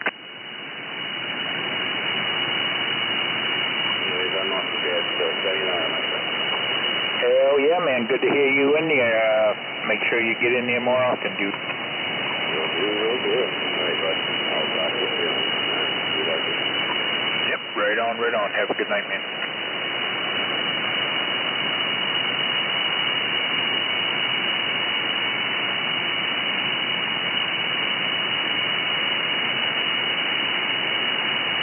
Yeah, it's all junk until it breaks, right? Or I mean, it's all great until it breaks, and then it's junk.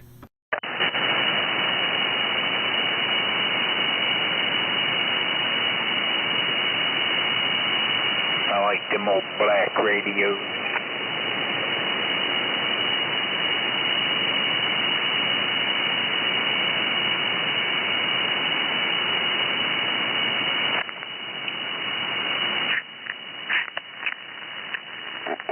There goes another one.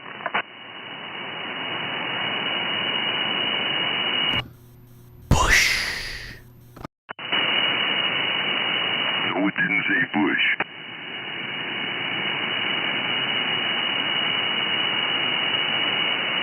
Oh, I thought that's what you were trying to do.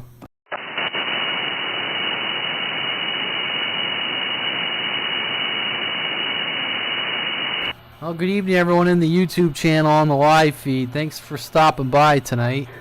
The mountains, of course.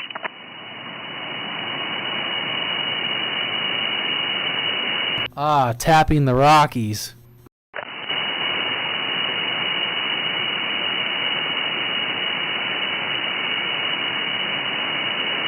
Number 3, and that's the last one for me.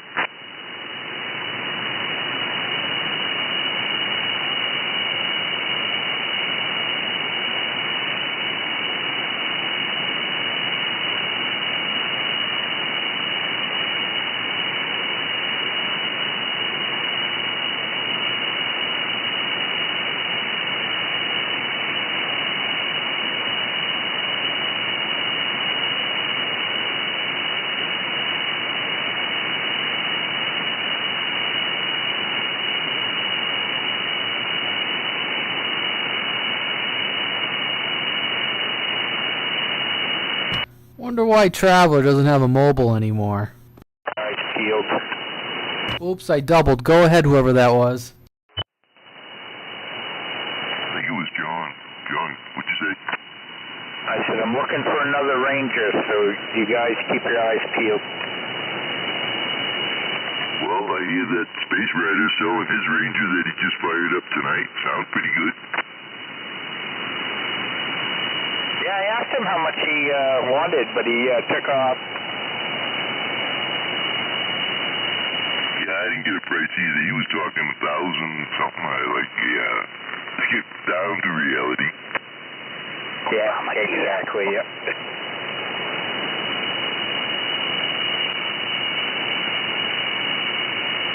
Was it on a yellow table? That's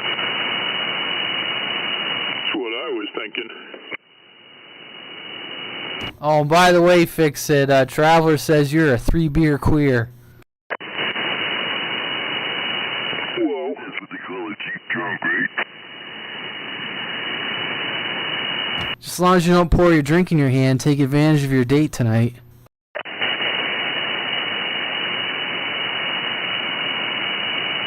Jesus, I figured that'd wake a few of you guys up.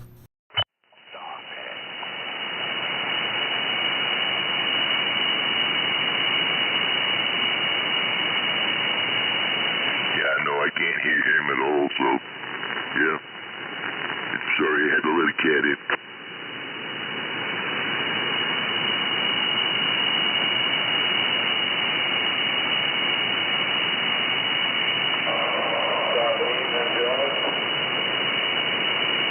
Top of the evening, right back to you. 265 Western Maine, we got Sting over here in North J waiting. Roger, Roger, Sting over there in North J. We'll add you to the list. Roger that, I appreciate it. It's been a little while since I've been here, but I'm back from this side. Yep, your neighbor was just in here too, Bone Crusher. He checked in about an hour ago. Not even an hour. Yeah, 10-4. I was sitting right next to him when he did. I was telling him I was going to get back over here and jump in, see if I couldn't get in here with you guys. Right, give it a go. See how many of the boys out there can still hear you. Well, 5 by 9, downtown Lewiston. 500, letting you know. According to the Dozy zone, I was doing about 175 to 200 watts right now. 5 by 9, downtown Lewiston. 500 barefoot, yep. Yeah, good signal, big signal.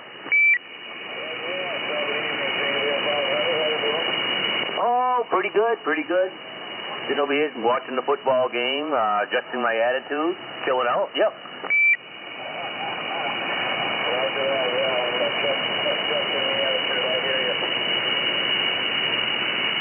Don't forget the solo cup.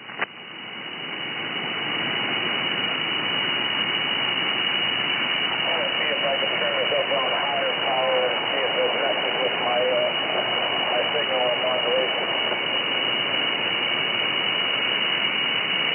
Yeah, we'll try that right there. Now we're doing about 4 to 450.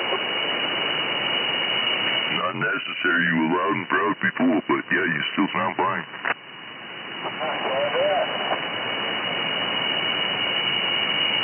You're up over a 9 now. Much closer to like 10 dB up on the forward. Now we're coming in over the house stereo. I can hear his voice when he yells at me.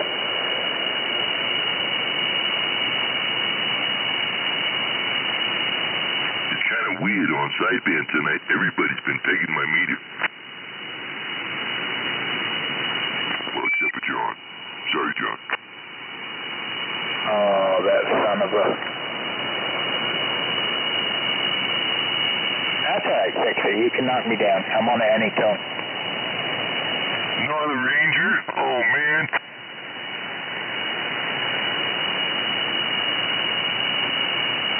That's alright. I won't tell nobody. No wonder why I hear you good.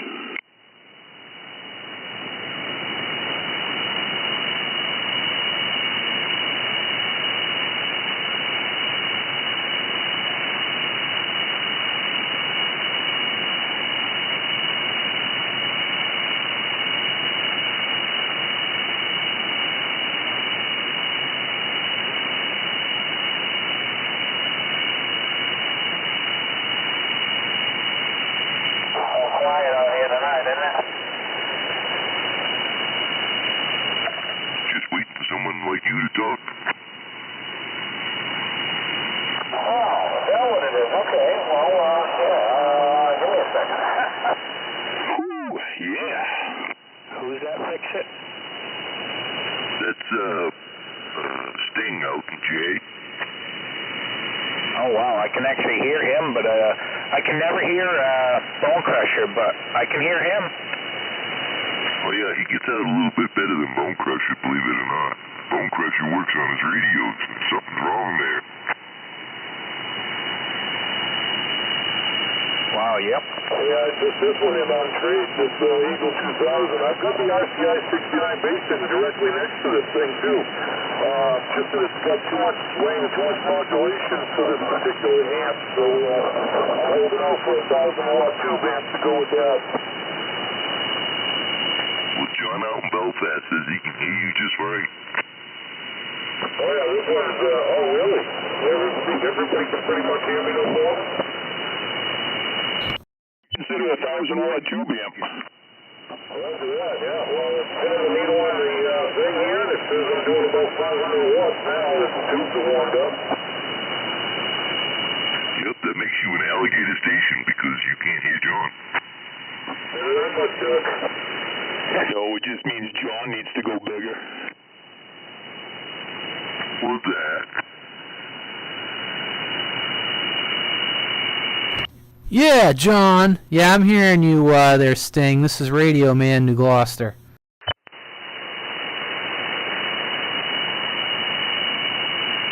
Yeah, that is weird, Radioman. I can hear him, but I can never hear Bone Crusher. Yeah, he usually gives me a better signal than Bone Crusher, too. And he can never hear me. It doesn't seem to matter what I run, he never hears me. Yeah, that's freaking weird. I don't know. Well, I got these hills between you guys that I'm sitting in the middle of that kind of hinder it. Yeah, I mean, don't get me wrong. It's a good trip. From here to there, it is definitely still a good trip.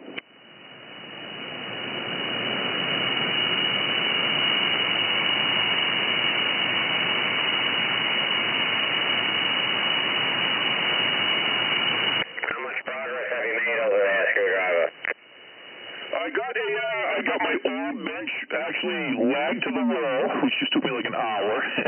It's only a little bench, but it has my power slide mounted underneath it. It's got a bracket for a radio underneath it, so I don't even know if it's where it's going to stay, but so I got the radio on here now, so it's not over my head on another shelf, so I did something.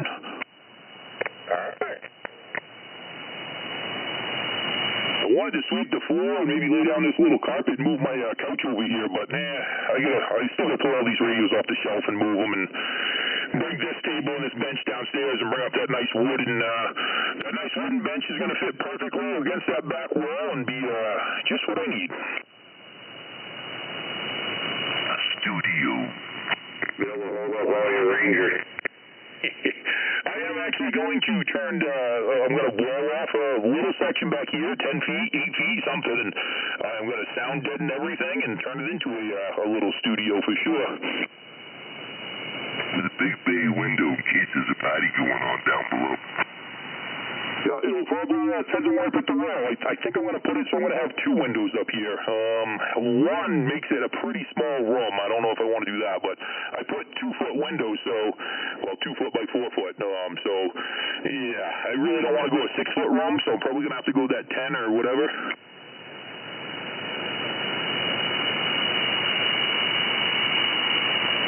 Put all these radios on the shelf, and then all the mics are going to go on that fucking other desk, because I got to just start going through them and testing them, and figure out what the hell I'm going to do with them all. Well, insulation makes a good sound barrier, and plus the heat from the kickers would keep it toasty warm. Now, speaking of toasty warm, I don't have to get any heating oil this year. This damn tube amp's going to heat up my bedroom. There you go. How many tubes are in that amp? I forget, he can never hear me. Never mind. I think I have a 6-tuber. Yeah. Well, them tubes get quite hot. I mean, I've got electric heaters that don't quite get that hot. Yeah, makes you wonder how efficient that is. They give off a lot of heat. When it's giving off more than a fucking, each one is probably like a 20-watt light bulb when it's just sitting there burning. You Can you imagine if I had one of those? If it got cold, I'd throw a musical carrier. Nice.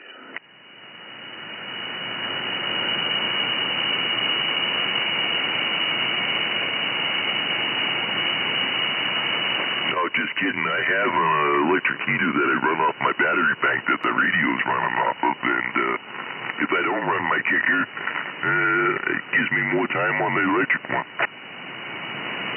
Jesus, that must suck the old battery down. Oh yeah, but as long as the sun shines the next day, it's all good.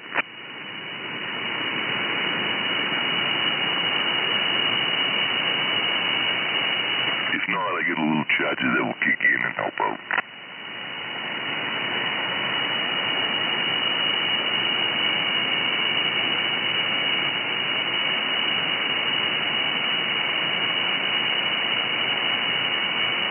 Of course, it costs 20 cents a kilowatt, but yeah.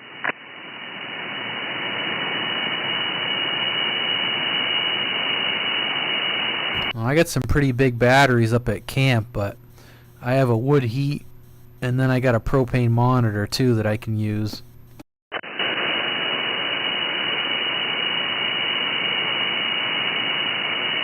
Well, I try to not overwork the inverter so that the fans come on and keep the heater down on low. It seems to run a long time.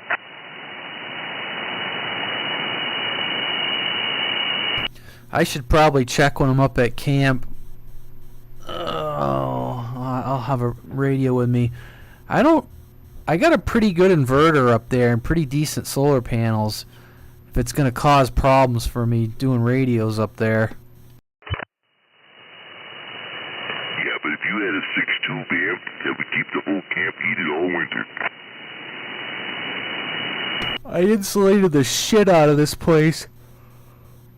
I was up there snowmobiling, and I got up in the morning. It was minus 30, and by noontime it was still minus 15.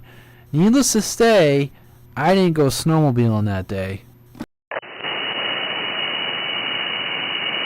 That camp stays so warm, you can just walk around in your slippers and friggin' pajama pants and a t-shirt all day when it's that cold out. That's right, and your body will tell you when you can't go, because if you did go, you probably would have had a cold or the flu or pneumonia maybe. But let me tell you, when you head to the outhouse, you better bring that blue board with you.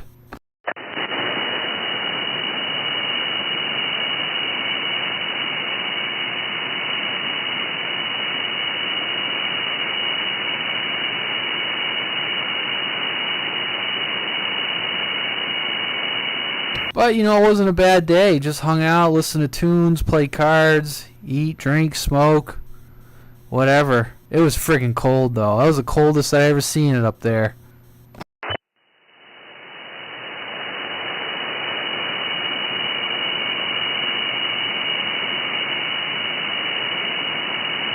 I just got me an all-season, all the time, totally self-contained little camper. And, yeah, as soon as I get a 1-ton axle put under my truck, boom, I'll be fucking mobile. Be camping out on the hills and stuff, you know, at night, and be able to shoot skip and DX. Yeah, before it gets too late here, one night I want to go out in the mobile and operate from the mobile either on a Thursday or a night or on a weekend night when there's a crowd out here. Yeah, I can go mobile and go less than a half mile from here, all uphill, and be up 200 feet. And yeah, just from my mobile with the 102-inch whip in the center of the roof, I can hear everybody and everything. But yeah, I gotta keep the engine running to keep the amp going. Well, I got a cap on the back of my truck, and I built a little bed platform, and it goes over the wheel well, and I got racks on the cap.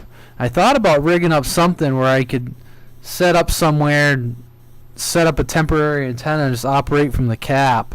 I've done that before, where I've operated from the back of the truck. I've only done it once, but I've only had the cap for a few months.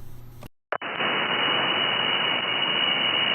actually taken fiberglass caps and making them so they had a good ground plane just by using that foil tape and going 4 directions, making a nice little X on the roof, and it works awesome.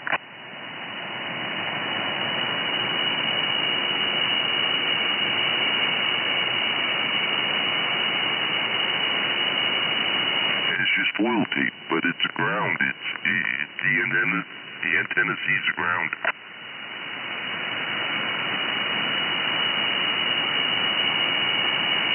What do you think? Is the world going to flip upside down on us or what?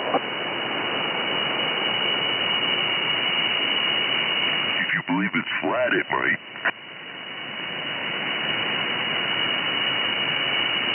Yeah, I know. Just the way things are going, it's like, can't really tell which way it's going to head. North, south, who knows?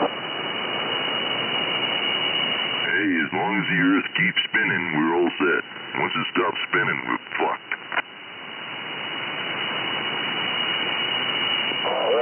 Yeah. I've just been watching too much of the news.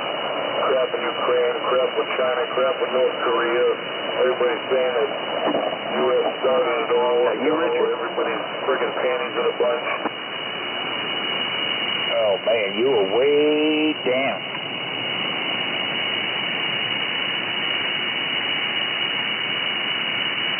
I think I'm just watching too much social media. Talk a little bit, Richard.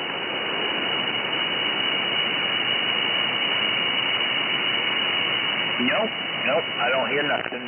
Just really low on the signal there. Oh, it's much better. I got a seat now. Got a seat, but my fucking bench is too high. Yeah, the other guy was talking there, Richard. What'd you say?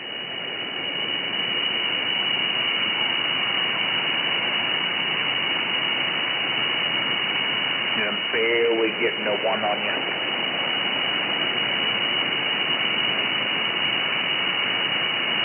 If you had a Ranger, you'd be all set.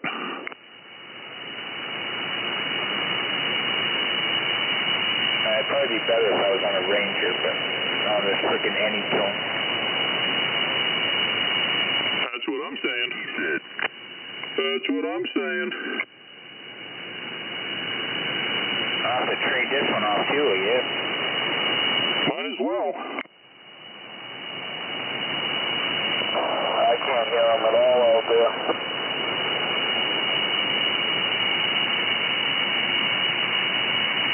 That's it. I need another 29 tip. Yeah, maybe a couple more.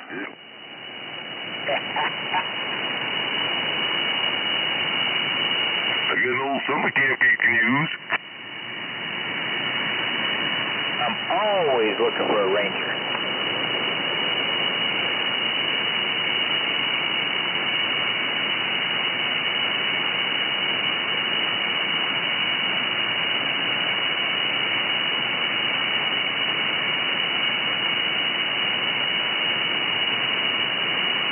Well, I got 5 of them to choose from, plus a lot of others, but they seem to work best on sideband.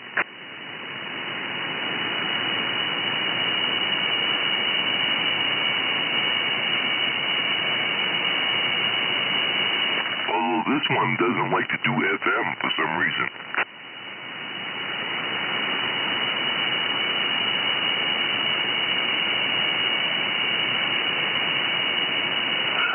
Sometimes, people tweak them the wrong way, you know. You can do mods for your AM and your AM swing, and it will fuck up FM and sideband sometimes. Well, I guarantee that was done on this one because, yeah.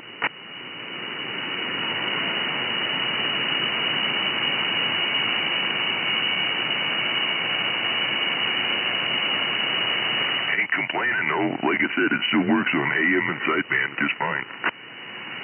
there, Richard. Perfect.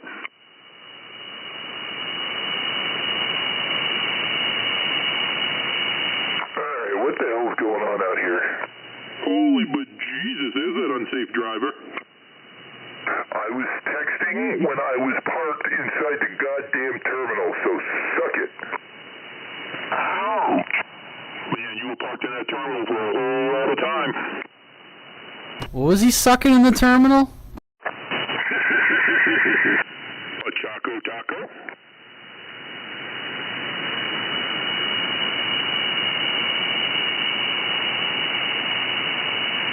I think I'm gonna dig it up here. I'm liking it. I might have to fucking get some, well, I had 220 wired up here until I stole it from my hot tub, but I'm gonna have to get some 220 up here. Alright, Radio Man, so that's a YouTube check-in and an on-air check-in from myself. I might have some wires that can help you out there, Screwdriver. Got it. Roger. And 10-4 on the double check-in. Look at him go.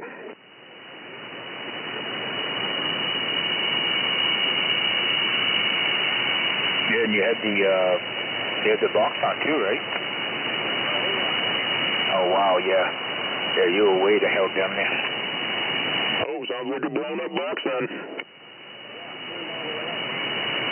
Uh-oh, he put the goes out into the goes in. Yeah, when there's less that comes out than that goes in, that's a sure sign of at least one transistor popped and going to ground. Need more cheetah parts.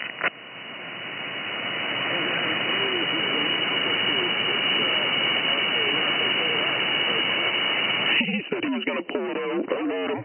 What the hell? He said pull it out.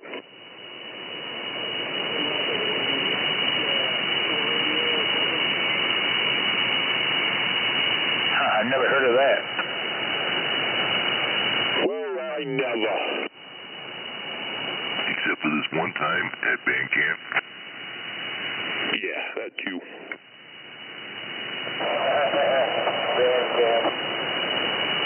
I'm gonna have to bring up some taller bar stools. What the hell?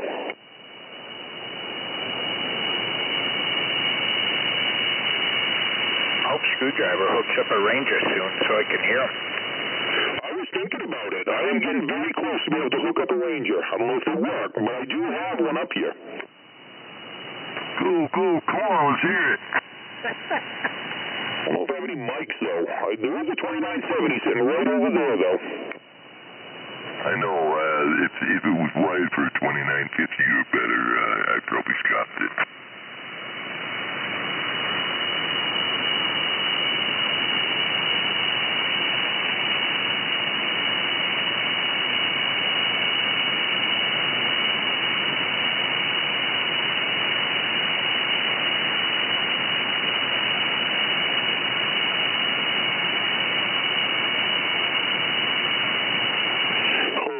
Is there a mess to clean up here? I can help. Just thinking everything in general, let alone the radio shit. I got some fucking metal roofing still up here that was left over when I did my roofing that aren't even full sheets. They're like 3/4 sheets. I'm like, why the fuck do I still have them? I know. But you know what's funny? I saved some of that shit. Sometimes it comes in handy, but there's a fine line.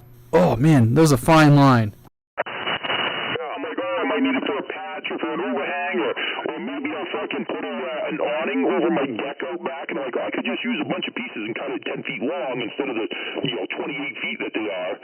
And no, I'll never fucking use that for anything. But I'll be damned if I throw it away fucking next weekend and I don't need it a week later. Well, I will say, though, the timing was good because when I built my camp, I had just put an addition on my old house, and I saved a lot of shit. I ended up hauling it up to camp. I built the doghouse for the generator. I built an outhouse. I was doing all kinds of shit up there. I built an overhang on the side door at camp. So I cleaned up a lot of shit. Nice. Like I'm looking in front of me right now, and I have, I don't know, 10 10 feet of ridge cap. I got all kinds of vinyl siding that I tore off the side that I kept because I still use some of it, but I'm like, what the fuck? I'm not going to use that again. And then, like I said, metal roofing. I had to use like a 6-inch piece off from one. So I have, instead of it being 3 feet wide, it's 2 feet 6 inches. You know, it's still at the 3 webs. I'm like, oh, I could use that for, like you said, a little dog house or fucking, you know, a small addition because they're like 20-something feet long. But am I ever going to actually? Probably not. Takes ambition. Ambition. You get that from the right weed. Yeah, I get it. It's a fine line. Like, it was the timing. Like, I was building my camp. Like, I had a guy that his brother passed away, and I bought a whole lift of lumber, rough sawed lumber, and a bunch of 4-foot sheets of metal roofing. They were 4 feet long, and $200. And I used all that roofing to put a roof on the outhouse, the shed, the doghouse at camp. I used the lift of lumber to build a doghouse, a wood shed. But when I moved, I got rid of a shitload of stuff because I was like, I am not friggin' moving random pieces of lumber. Shit that's about 3 feet long that I saved, about 2x4s, 2x6s, for when I built this place, this addition. And like, well, as long as they're over 15 inches, I might be able to use them between studs or whatever. Pieces of strapping, you know, some sheetrock pieces. I'm like, why, you know? By now they're all fucking twisted, no good. And if I got a, you know, I was looking at this shit like, ooh, well, I do got to put a metal roof on the trailer maybe next spring. I'm not going to use some used pieces that are going to have dings in them and not even long enough or wide enough. I'm just going to go order fucking new pieces, you know? I mean, I'm like, why am I keeping this shit? I think my answer is because I'm too lazy to fucking try to get it downstairs right now. Walking's always good to have. I got 2 boxes of pergola flooring left over from my house. They don't even match here. Maybe there's enough to do the bathroom at the new place. I don't fucking know, you know. But I'm like, you know, I have a hard time throwing away good boxes of, you know, flooring. I could probably use it up here to cover the first 2 feet of floor. That's right. Yeah, that's the thing is it's a fine line. Like, I've saved things where it's been worth it, but you got to know where that line is of, like, when to throw shit out. You know, is it worth keeping stuff? I know, Christ, when my dad passed away, cleaning out his garage, you know, I restocked all my hardware because there was so much stuff. And I ended up throwing so much stuff out because it was like, I just couldn't take it all because I was moving at the same time. But it came in handy, like building the camp. I used a lot of that shit that I would have otherwise had to buy. Then when I moved in over here, you know, it was all kinds of little projects I was doing over here, and it came in handy having some of that stuff. But yeah, you can get too much of it, and then you're just tripping on it. Well, I got a whole man cave built out back of the house here that's all free stuff that I got rescued from a job. And, yeah, place is kind of nice. My problem is, like everything else, you know, I'm like, oh, yeah, I know I got that. I save parts. I mean, the motor parts that I have saved from old small block Chevys and shit, you know, pulleys, alternators, starters. I mean, I'm never going to put a fucking used starter on something, but, you know, a pinch, whatever. But I have all this shit, and I used to have it at my old place. I brought a lot of it with me, a lot of it I threw out, but, you know, even bike parts, I'm like, oh, yeah, I know I got a used starter for a fucking Harley kicking around for a fucking Evo, an early Evo, and, you know, here it is a Saturday, and fucking buddies won't start. Well, let's put a new starter in, or a used starter and go, and you fucking think I could find that thing? Fuck no. Well, it sounds like this place, Hunter's Hardware. If you want to go hunting for it, I probably got one. I see copper tubing sitting in front of me, bunch of fucking 1/2 inch and I don't know, maybe 3/4, bunch of 10-foot lengths, you know, and I'm not going to throw it out because it's still good, it's brand new, but I'm like, when is the next time I plan on doing a fucking plumbing project? I don't know. I'm probably going to roll my ankle on that and be out of work for fucking 3 weeks before I actually need to save myself $8 from going to Home Depot. Yeah, but you can put that copper right inside concrete and have a heated slab. Yeah. You know when the next time I'm doing a concrete slab is? Never.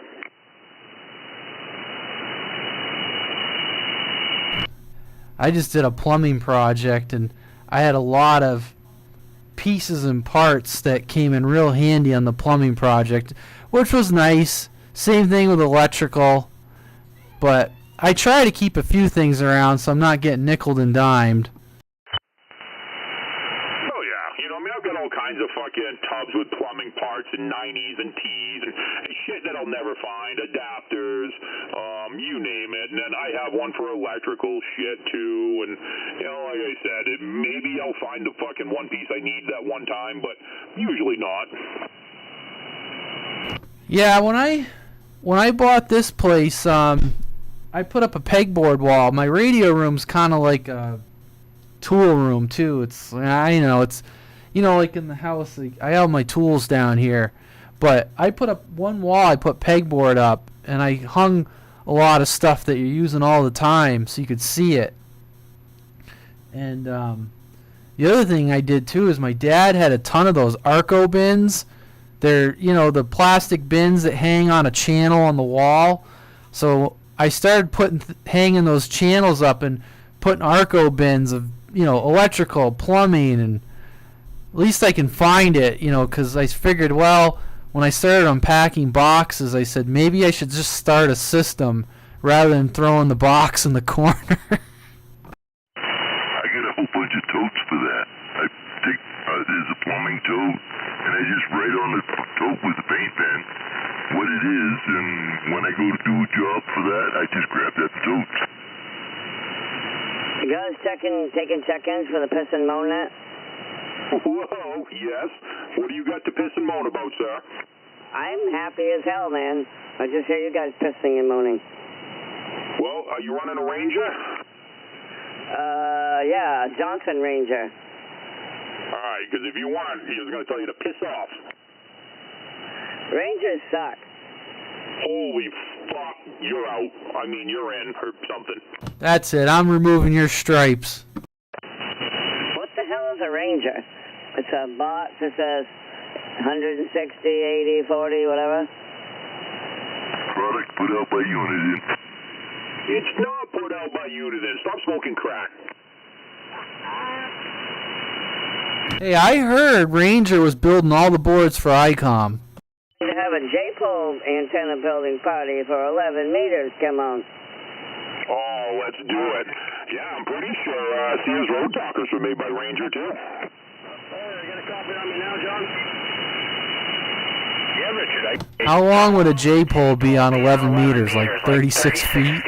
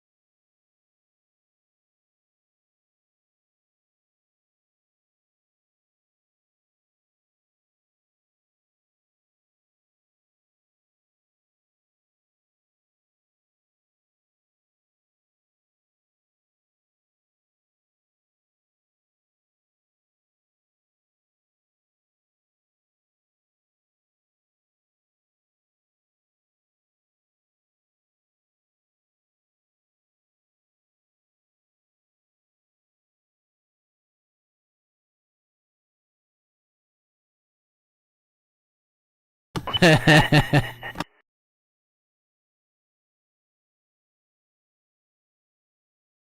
are you gonna erect it?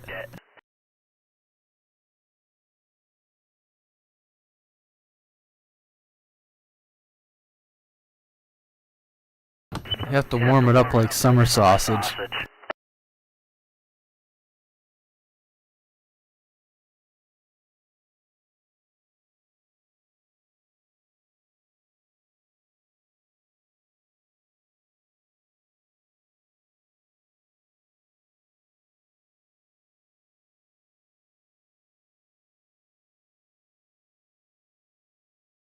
No girls allowed in the treehouse.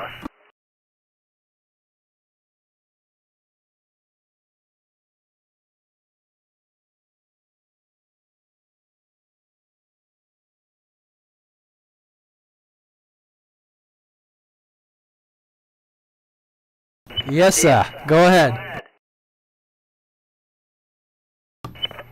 Yeah. Alright, go ahead. I got Google Earth going.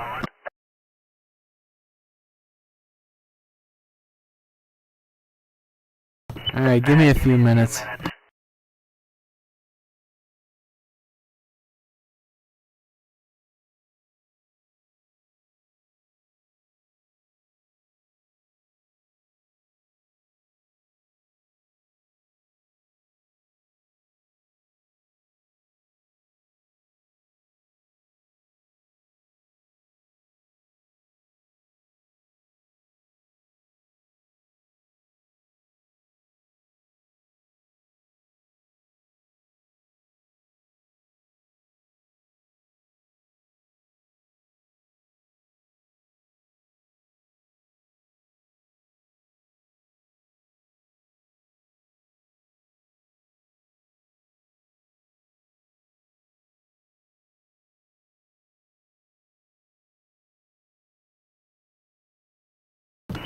.58 miles from Belfast to Kingman, Maine.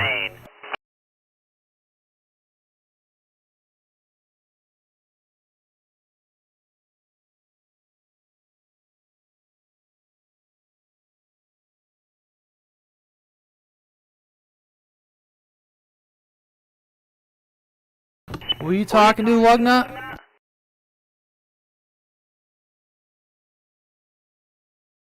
Oh, that's John over in Belfast, and he was just talking to someone over in Kingman, Maine, which is kind of between Millinocket and Lincoln.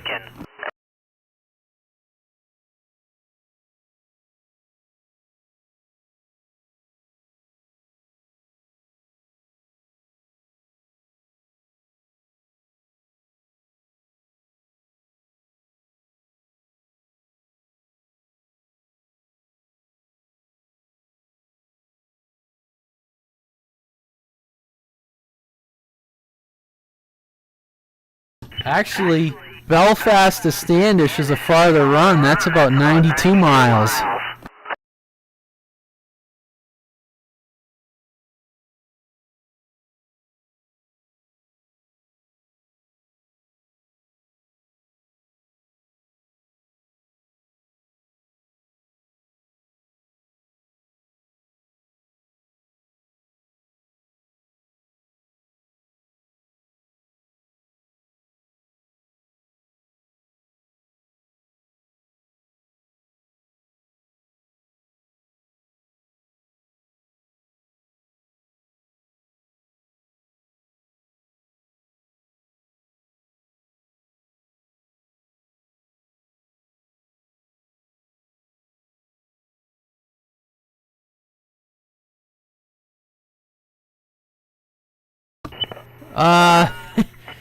You know who's taken them apart and rebuilt them is Chrome Dome.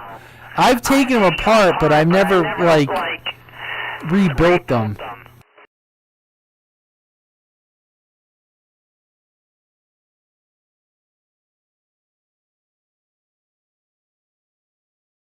Yeah, it's just like soldered together, like flipped, you know.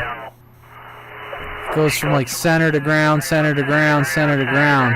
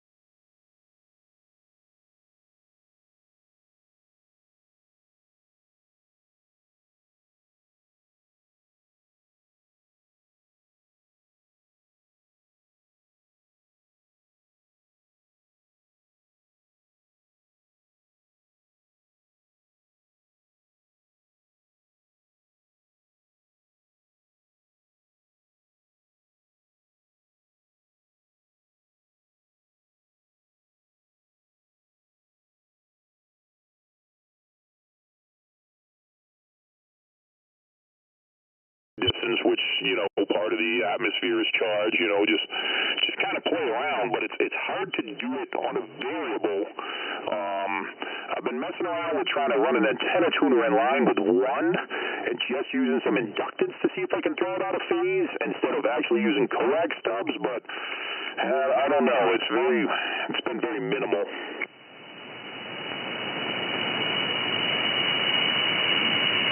What's the inductor do? I was hoping to fake it out into thinking I could get it like 90 degrees out of phase with the other antenna. Because the only other way I know is to have, you know, your coax the same exact length, but then you add a quarter wave multiple to one, and that's going to throw it like 90 degrees out of phase.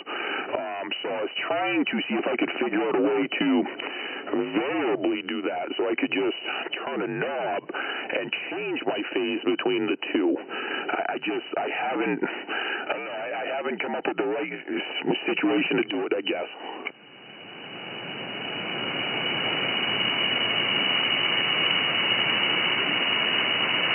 Two separate LC circuits.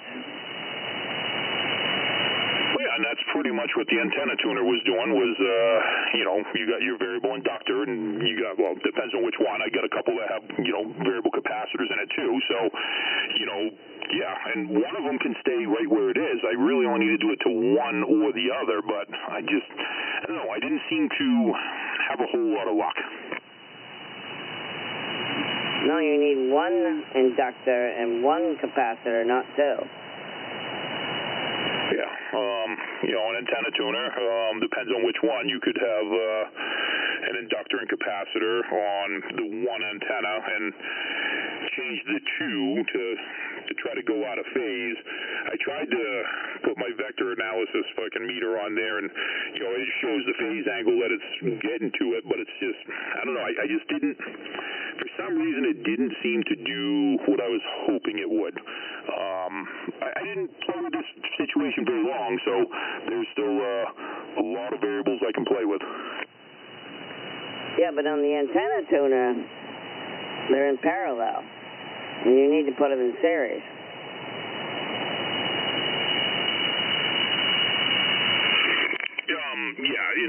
As far as in with the one antenna, yeah.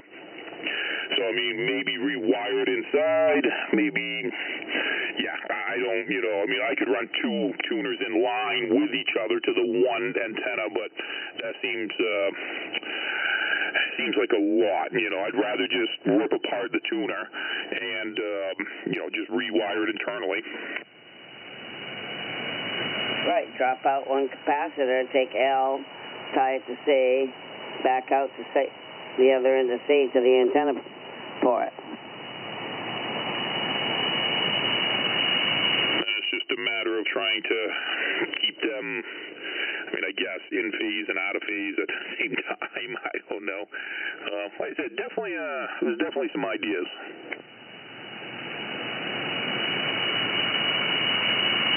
Looking out the bay door here, and the dog's just still sitting in the driveway.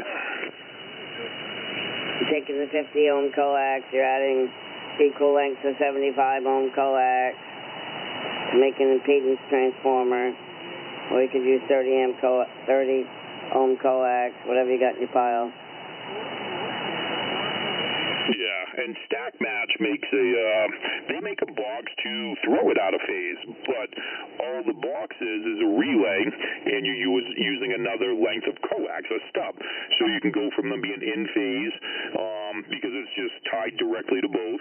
You flip a switch, and now it switches to that, you know, goes through that other piece of coax, a quarter length or whatever you put on there, and it throws it out of phase that amount, you know, and that's kind of cool and easy enough to make, but like I said, I really wanted to, you know, try variable. You know, that Stack Match would be great if I'm running, you know, vertical, horizontal. I want to run vertical and horizontal, or I want to run fucking circular.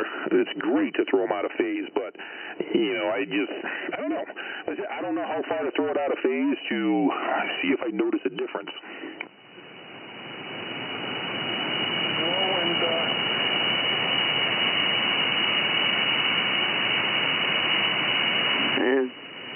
Cold winter's night experiment. The gas are a lot of reading.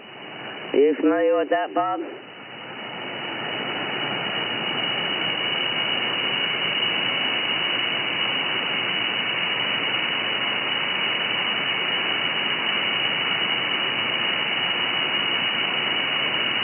at that, story of my life. I put him to sleep.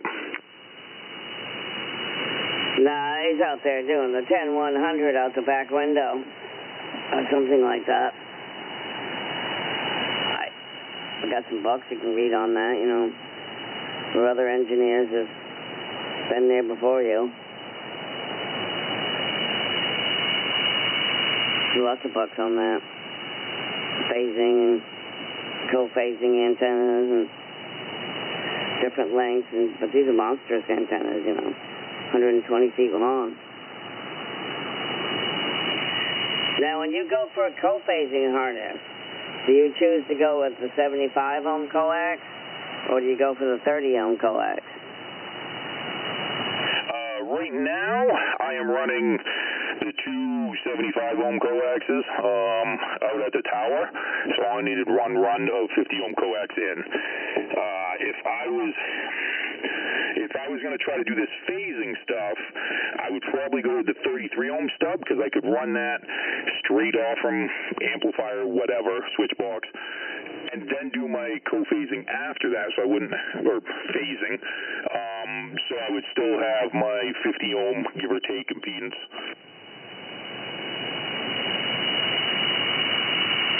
Right, but there would have to be a quarter wavelength. Doing your calculations with the Smith chart, taking into consideration the velocity factor of that cable, but that's all there is to it. Yeah, I figure, you know, that would probably be the easier way, I think, to try to do what I'm doing than running two 75 ohm lengths all the way back in here, and then trying to, I mean, obviously, the antenna tuner don't care about trying to tune each one, but, you know, then tying those back together. I don't know, I guess it depends on what I have kicking around, but I don't have a whole lot of 75 ohm coax left kicking around. You know, nothing good. So it's kind of like, eh. What'd you use for 75 ohm coax? Fuck, is it Belden 78 something or other? I don't remember the exact number. Something I had kicking around. No idea where it came from. It's the same size as like 213, solid core, double shielded. I had it kicking around, and I went with, I didn't even go, after doing a bunch of research, there's all kinds of shit you could do, but I nulled it out on my analyzer, but I went with a 5-quarter wavelength, because they say you want to be an odd number wavelength, and just how long my beams were and how far apart they were. I wasn't sure if, you know, going with 18 feet of coax, and that's only half wave, but I know people that do it, so I'm like, I don't know. I just went with 5-quarter wavelength, so I think it was like, I don't know, fucking, was it 41 feet? I don't know. I figured it out. Actually, it was a little less than 37 feet with the velocity factor, but and they come out great. They phase out great. Everything looks really good on them, so I don't know if I just got lucky or what. I'm back. I was listening on the sneaky speaker. You're out back pissing out the window, aren't you? Well, I got a door for that, but yes. See, I knew it. Well, the number that you described and what you described the cable basically is just the same thing as RG11 with a Belden number on it. It's good stuff. I actually had tried to use it a few years ago. I only say this because I'm staring at these antennas right here, but I had 3 trucker antennas. I think they're Wilsons, whatever, you know, 6-footers. And I tried to put them around my tower. I still have all the brackets and shit, so I kind of did that cell phone tower thing with 3 antennas, kind of like a super scanner. But I tried phasing all those together, and I just couldn't get the right distances apart, or I don't know. I thought it'd be cool. I'm like, oh, even if it was just an Omni, you know, that's all I wanted. I wasn't even going to put relays in to try to, you know, do that shit to make it directional. I just wanted an Omni around the outside of my tower, and I wanted it below my beam at the time. And I was like, oh, that always looks cool on like the cell phone towers and shit. And I never got it to work for shit. I don't know why. And I was a little disappointed because it looked awesome up in the air.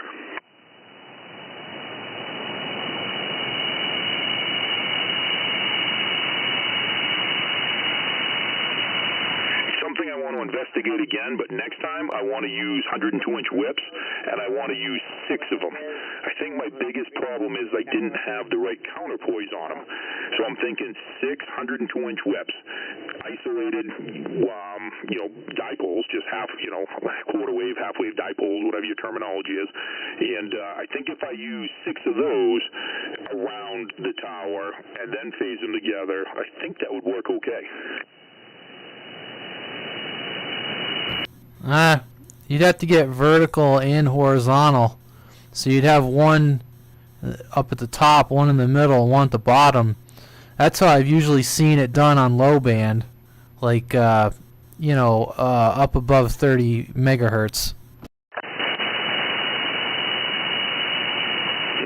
What do you mean? One at the top, one in the middle, one at the bottom? I guess I'm confused. Well, you're talking like on a cell phone where they have like a candelabra at the top, right? Where they have 3 antennas. They usually call it the alpha, the beta, and the gamma. Yeah, okay. Sure. Yeah, that's what I'm talking about. I don't know what they call it. I've never done any research. Well, what I'm saying is that I've seen what you're talking about done on the FM portion of low band in the commercial part of the band.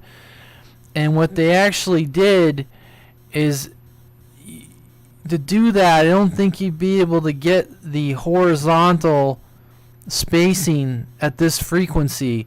So what they've done is they did 3 antennas to cover like Omni, like what you're talking about, but they had to vertically separate them to phase them all together. Am I making sense?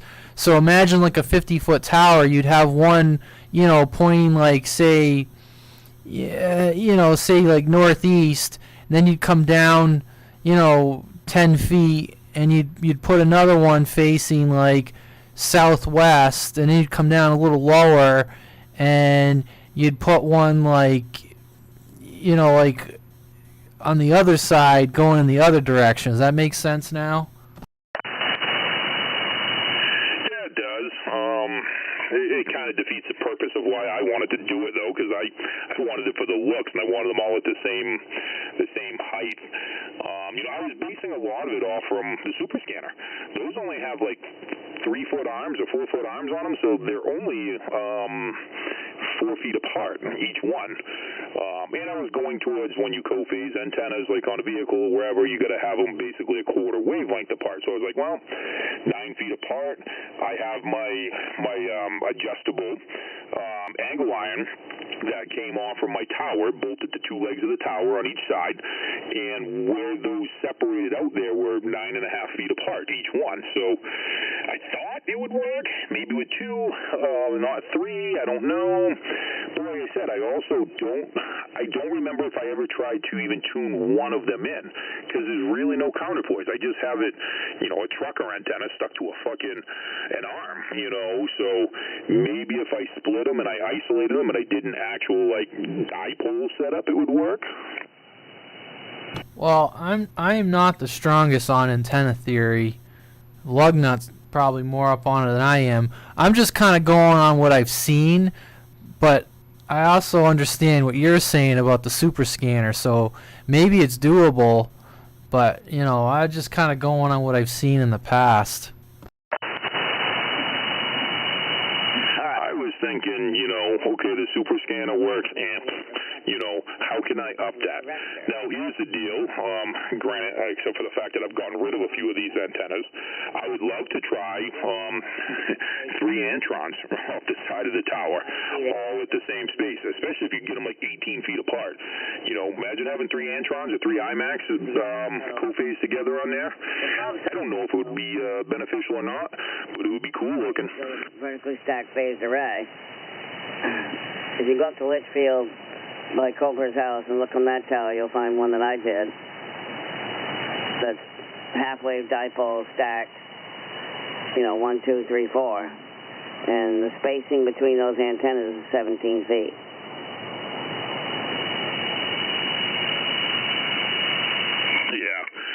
Like I said, for me it was more of like the looks thing. I just thought it would look really cool having 3 antennas off my tower below the beam. This was years ago, different beam, different tower, but I'm like, oh man, this would just look really cool. It did look cool. I had it up there for probably a couple of years because I didn't want to climb the tower again. It looked cool, just didn't work. Well, you can make it work, but you got to use only 2 antennas. You got, let's say A, B, C, 3 antennas. What are you talking about? You can kick in A and B and point your power in one direction, and then A and C is going to do something else, but the 3 of them is going to screw it up. 4 would make it equal. Yeah, I mean, I was kind of going off the old super scanner because the super scanner has 3 arms, 3 elements just like that, and they're electrically controlled with relays, and you have an Omni that it says works off from all 3 at the same time, but I'm not necessarily 100% sure it does. For all I know, it's working off just one of them, and then when you're running 2 at a time, I think it uses 1 as a rejector, and 2 as a rejector, and 1 as a hot to try to bounce the signal that way. But they weren't cool. They sucked, but it was a great idea, and I was just trying to, I was trying to get an omnidirectional pattern out of 3 antennas that probably wasn't going to work. But, it was just one of them things in my head, and I will probably revisit it again some year. Well, if you took the same idea, say 302-inch width, but you'd have to be 18 feet. There's no exact measurement. You have to do the calculation, but relatively 18 feet from whip A to whip B, horizontal fashion. And then the third one has to be 18 feet out. And then you bring all 3 feed lines back into one point where you can start playing. Yeah, I obviously know if I have 350 ohm antennas, 75 ohm coax technically isn't going to get them down to where I need it to be perfect, but I think I did the math, and it would still get me, fucking around like 40 ohms, which was like a 1.6 match or some shit, and I was like, that's good enough for what I'm trying. I wasn't trying to run any big power or anything through it.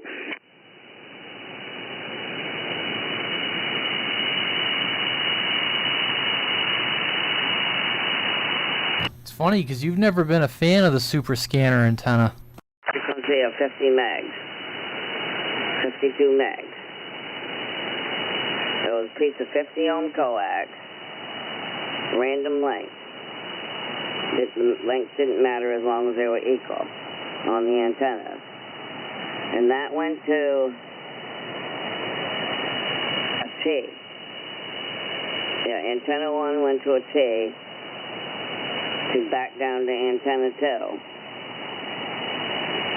And then the third wire came back down to another T for the other pair of antennas, for antennas 3 and 4.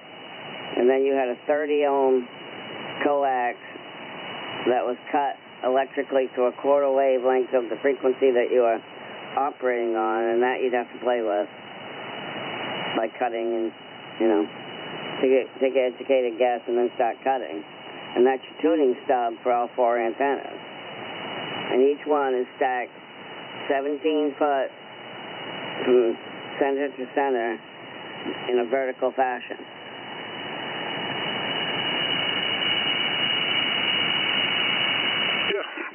I think there'd be a few different ways to do it that would work for sure.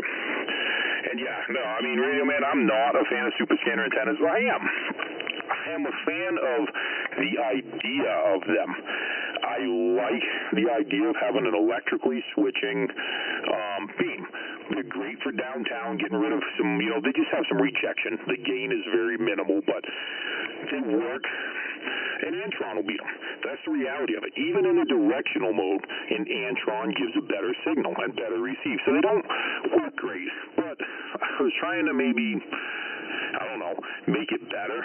But I did some research back in the day, and like I said, there's people out there that have extended the arms twice the distance. They've done this, they've done that. Nobody ever had any good luck at making those things a great antenna.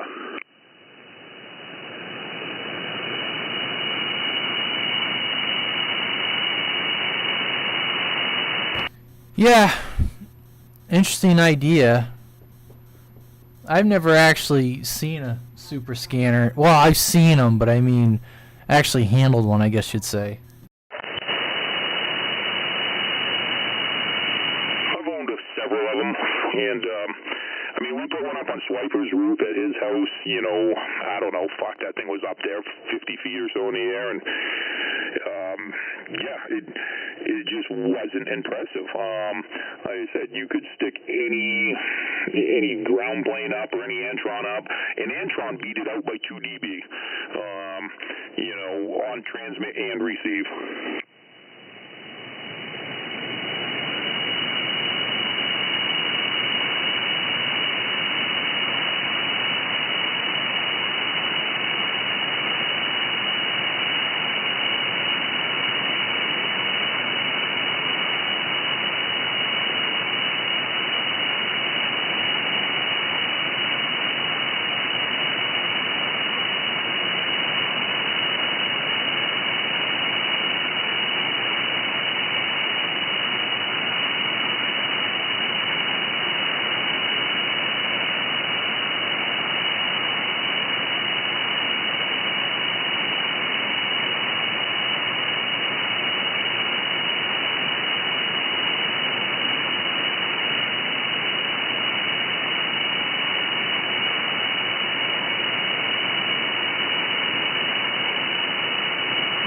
Lugnut must be taking a whiz out the window now.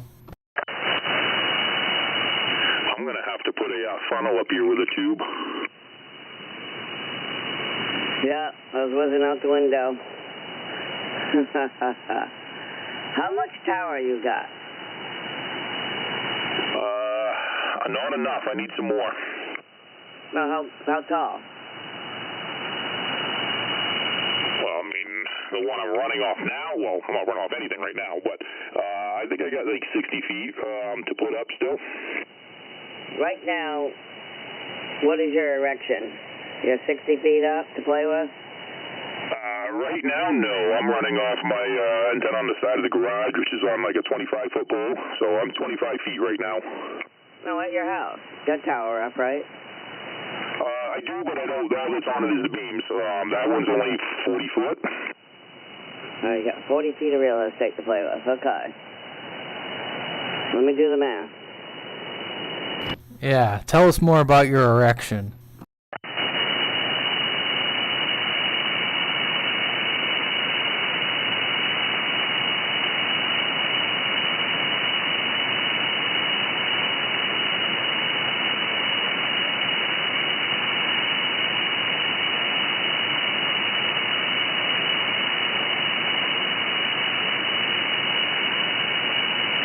Boy, I bet if I planned it right, I could probably get a relay from camp down to John or Moose over in Fairfield. If he can hit somebody in Kingfield, or Kingman, that's almost near Millinocket. I was looking, that's only about 75 air miles from where I'm from. Oh, you can do it. You can do it! You can do it all night long! You can do it. Cut his freaking head off. You're a ranger, you can do it. Oh, that's all it takes is a ranger.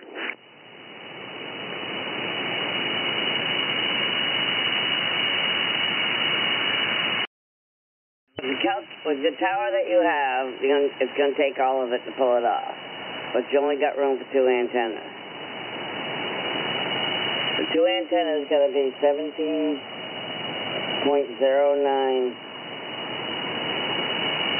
feet apart, center to center. And a simple quick fix would be 2 antennas with that separation, 17.09, going to a T with 50 ohm, 75 ohm coax. Each antenna is fed with equal lengths of 75 ohm coax to a T to 50 ohm coax coming into the transmitter shack. Now, if you had more tower, if you had 80 feet, you could do 4. Yeah, I mean, like I said, but you're talking about putting them, spacing them out vertically, right? I mean, I can send you the schematic from Decibel Products on how to do 4 with the phasing harnesses and everything goes along with it. All the calculations are there. But yeah, I'm basically doing it vertical. That's how you do it. You can't do it horizontal because you don't have the 17.09 feet from antenna to antenna horizontally.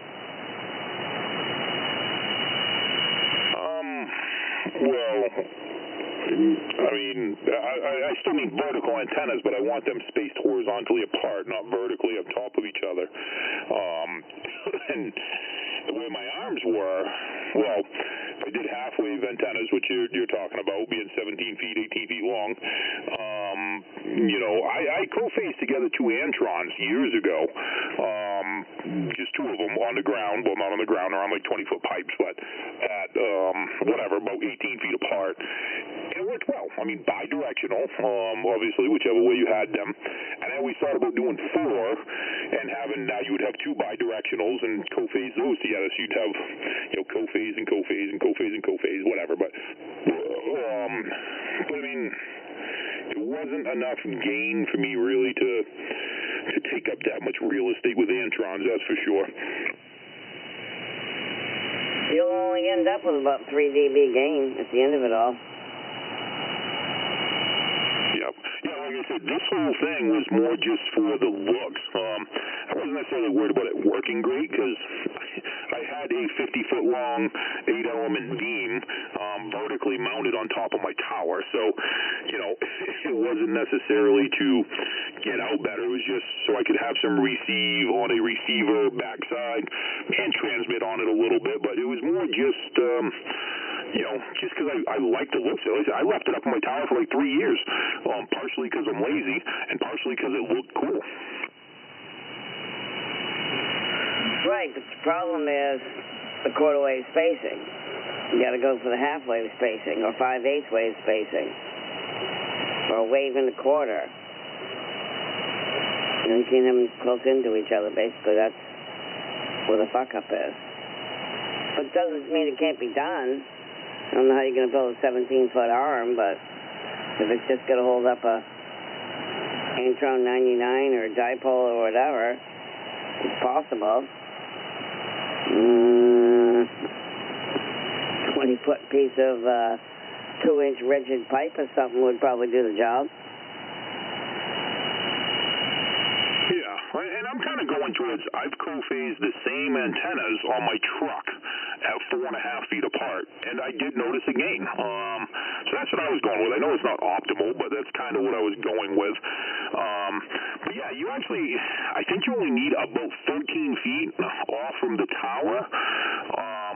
I don't even remember if it was that. I did the math, just because you're coming off 3 directions, so you're not going directly apart. So even if you went directly apart, you're only going to come, whatever, 9 feet off from each side. You know, but I don't even know if you need the 9 feet off from each side because you're spreading them apart in 3 directions. So, yeah, I'd have to sit down and figure out some geometry and shit. It's been a while, but, you know, I've gone through and done some I didn't do the half-wave spacing. I went quarter wave trying to go that way because, well, like I said, that's close to a super scanner, and they work. Don't say they work good. At the time, if I had a super scanner, I would have literally just mounted the super scanner to the sides and to the middle of my tower, not the side. Like I said, that was my point. Is I'm a very OCD kind of person usually, and I like symmetrical. So I just wanted, whatever I had on there to be completely symmetrical around the tower because I just love the way that looks. I guess the answer to the dilemma in your case would be to find a old super scanner switch box, which you see them on eBay from time to time because, they got the switch box with no antenna. Procure that and take it apart and figure out what the hell they did. Yep, and I probably still have one here somewhere. I just haven't seen it in years, but and I've had one apart because I've replaced the relays in there, but I didn't really pay close attention to what they were doing. I just replaced the relays because the relays were arcing out after a while, and they technically, after you put a few hundred watts into them, they don't like it, so I had to go a little bit more heavy duty with what was in there. But yeah, so like I said, I wish this was years ago. I wasn't into the antenna building or theory, and I was more into, just running it, so I didn't pay real close attention to how anything was actually flowing in there.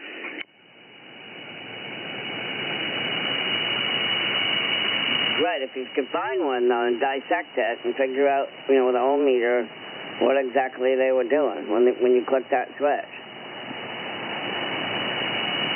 Yep, yeah, exactly. I could definitely reverse engineer it. You just stick your ohm meter on the output of it, and then you got the whatever goes in there. It must be 3 pieces of coax, I'd imagine. I don't remember the antenna. I remember seeing it, but I never owned one. Did it have 3 separate feed lines? They actually had 2 different versions. You just had one coax going to it, and then you had your switch box wire. And then it had 3 coaxes going out, one to each dipole, and they were dipoles. They were completely separated from the arms. Your hot one up, your ground one down, whatever. And I don't remember how they matched them in the box, because the earlier versions actually had a matching stub that came down of coax out of the box, the relay box. The newer ones did not. So I don't know if they put like an inductor in there or an LCE network, or I don't know exactly what they did. Like I said, back then I didn't really pay attention because I just wanted to run it. So the relay box was up top, right, where the antennas were? Yep, relays were at the antenna with one wire run to it, and your control box was inside that just swapped the relays. And was there another wire that went with the relay box, like a 18-2 or something, or it was done through the coax? No, it had a separate wire. I believe it was only 3 wire, maybe 4 wire. It wasn't anything crazy, but just enough to enable or shut off, which ones. Okay, that was the power for the relays. Okay, I get it.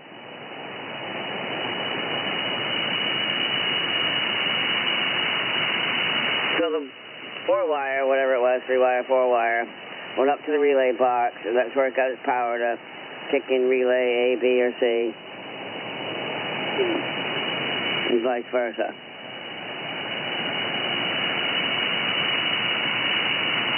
Yeah, my big thought would be to make it directional, whether using 2 and co-phasing it, because you would get a little bit of gain, not a lot, you'd get some rejection. So I'm thinking, when the relay switched, was it 1 hot dipole and 2 of them acting as a, now it's electrically, it's longer because you co-phase the 2 together basically, as your rejector? Or was there 2 hots and 1 that's almost like a director? I don't know, because they weren't bidirectional. They definitely were tridirectional, so I don't think it was 2 of them co-phased together. It would only show 1 light on to which direction or which one that supposedly had power, but So I always thought, okay, so there's one light on. You got power going to the one, and the other two are now ground completely. So it was a rejector. When it was in Omni mode, it showed all three lights on, and I assumed all three were powered up. But, you know, it could realistically have just been one. I don't really know. Without taking it apart and figuring it out on my bench, I would guess that one was hot. If they switched which one was hot. And the other one was a reflector, not a rejector, but anyway, used the reflecting element. And it went to one, they would just keep basically switching the hot leg. You know, say the one on the right, they'd fire up on that side, and then the one behind it would be the reflector going in that direction, and then if you went to the next one, you'd have the one behind that as a reflector. You see how you got your 3 points that way? Oh, yeah. You know, I mean, normally to me, your rejector, reflector, whatever you want to call it, is usually only about 10% bigger. So putting two of them is double the size. So it just didn't seem like the math would work out. But at the same time, they're not spaced directly behind it. So I don't know if them being off at that, you know, whatever, 65-degree angle behind it, the two of them, it doesn't look as electrically long, maybe. Yeah, I just know from building beams, your rejector, reflector, whatever, depends on the spacing, obviously, to your driven element, but it's usually 8 to 10% bigger, give or take. If you're only at like, yeah, I don't know. I use antenna software, but I've done the math before and it fucking sucked. You're right, more or less, because your reflector is larger, like it's supposed to be, but that's why the super scanner sucked. You know, it had some rejection, but not a whole bunch. It was basically a two-element beam as you ping-pong through the driven elements. Would be the way I would think it on math and drawing it out, but I don't know. What do you think, Radio Man? Oh, I mean, I kind of see what Screwdriver's saying. I mean, it's an interesting idea, but it's never really worked in practice. Yeah, and that's like my PDL2. Well, Swiper's using my PDL2 right now, but it's a two-element beam. There's no director on it. It's just your rejector and your driven, and yeah, you know, it just, they work, but you add that third element on there with a director. I've tried them both ways. I've actually built two-element beams with your reflector and driven, and I've done it with no reflector and a driven and a director, and they both had some advantages.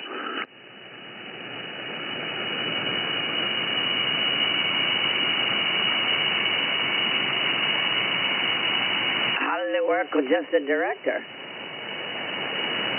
I actually noticed some gain, and by using, and this was back in the day, so I had just an old school field strength meter, but I did have some gain, and I had a narrower lobe on the front, but I also had some bigger lobes on the back, so I got a little more directionality as far as transmit and receive went, and I had a little more gain in the front with direction, but you definitely heard a lot coming in the back, and you would still have some signal that came out the back. Obviously, a 3-element or bigger was the way to go, but like I said, I tried both because I was really just kind of curious back then.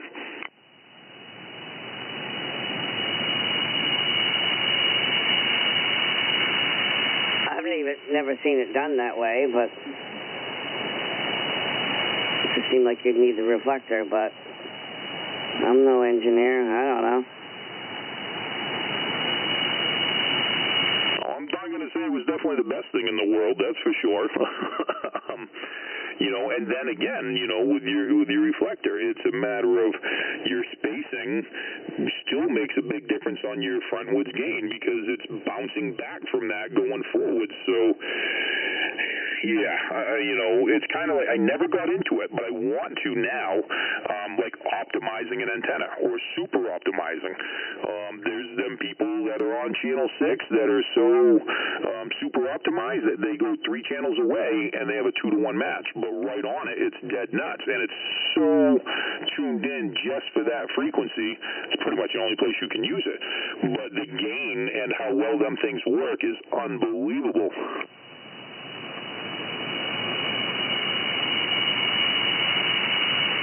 At the spacing on some of them, and man, they look weird. Spacing, yeah, antenna optimization, all that stuff, playing with the spacing. And you can get pretty damn big at this frequency. I'm trying to think of my antenna that I have up there. It's 3-element. I think that big. I think it's 12 feet, maybe. To the whole boom, it could be 16, I'm not sure. But I don't remember the spacing without going up there and looking at it or getting out the book. Was it 6 feet, or do you remember the spacing relatively? If it depends on which train of thought they go, but if it is like a Mako spacing, it should be 12 feet. If it's like a Joe Gunn spacing, it's actually going to be like 9 feet. They make, Joe Gunn and them make their beams smaller. And I don't even know what Radioman's one is, but like the 4-element, 16 feet. If you go with a 4-element Mako, it's 16 feet. A 4-element Moonraker 4 is 16-foot boom. A 4-element Joe Gunn is on a 12-foot boom. A 4-element Serial is on a 12-foot boom. You're losing some gain. You know, the more spacing you have on them elements, the more gain you have. But, you know, as long as they're not Joe Gunn, those numbers are just so unrealistic. I see it's crazy. That sounds about right. I think mine must be a 16-foot boom. Yeah, that's what I got, 16 foot. Time ago, I don't remember. It's up on the tower. It works. It does what it's supposed to do. Don't screw with it, you know? But I got it tuned. You know, I could use it here. I could use it up on 10 meters, whichever I want to choose to use it on. But it's funny, when the band opens, the vertical seems to do better than the beam. I have lately been finding that a lot, and for a while it wasn't. My horizontal was killing it, but lately my vertical's been beating it. So I really want to I'm trying to see if I can't come across, you know, a spare 4 sections or so of tower, of just some whatever cheap on 25, and maybe put my Moonraker up for the winter. So I might just strap to the side of my back deck, throw the Moonraker on top of it, so I have vertical and horizontal on the beam. Well, some guy on Craigslist got a 90-foot tower free for the taking. Just got to take it down. Oh, that sounds like a lot of work. No, 4 hours maybe? I actually did just stop last Friday, and talked to a woman. She has a small crank-up tower in her backyard. Asked her if she was using it, and nope, she wants it to disappear. But she wasn't 100% sure. I don't know if she had a husband or what, so I'm going to stop back in this weekend and see, you know, what the deal is with that, see if it's something I can just take down. And, you know, it was kind of a cheaper crank-up tower, but it looked like it was 3-section, probably like one of them 40-footers or something. Nothing wrong with that. I had a crank-up pole, too, that was kind of cool back in the day. Whatever. I know we can get 40 feet around 25. No problem at all, but you don't want to buy it brand new, man. It's $150 a section now. Oh, it's fucking crazy. And that's just it, you know. I mean, I could, I know of some places I can get it for free if I want to take it down. There's a guy out here that has, I think 60 feet he told me about last week. He's like, you want to take it off the back of my barn? Take it off the back of the barn. I don't use it. My antenna's not on it, but, and I might, you know what I mean? I'm trying to convince him to put another antenna on it, truthfully. You know, I've got some ideas of some big stuff I want to do, but I didn't get around to it this year, and I'm not going to. But like I said, my Moonraker 4, I can have that thing together in less than an hour, and a 40-foot tower, I could fucking literally stand up on the back of my deck that's like 18 feet to the deck and strap it off to the cement pylon in the ground and my deck, my 6x6, and it would hold up and be fine for the winter. Do you have a gin pole? I have a homemade one, but I haven't used it in years, so yeah, it wasn't the easiest thing to do. It wasn't one of the ones that are just quick disconnect. It was a pain in my ass. Well, I have the right one, the Roan 25 one, the Roan 45 one.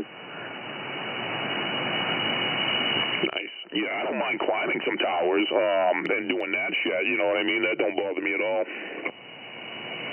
No, I get the right one, the Roan gin pole. It's got the little arm with the two little screw things. You pop it around the leg, tighten up the 2 knots, you're done. Tip it at the top. Let's see whatever the guy's got up top of there. If he's got nothing, good. And then you use the tower jack, which is another tool that you put in between the 2 sections, and you pull down, and it pops the legs.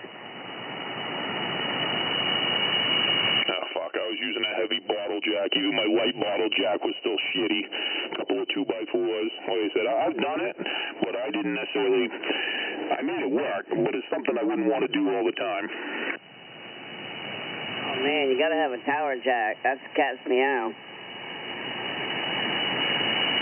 Sounds it. If I was taking down a bunch of towers, I probably would go and get one.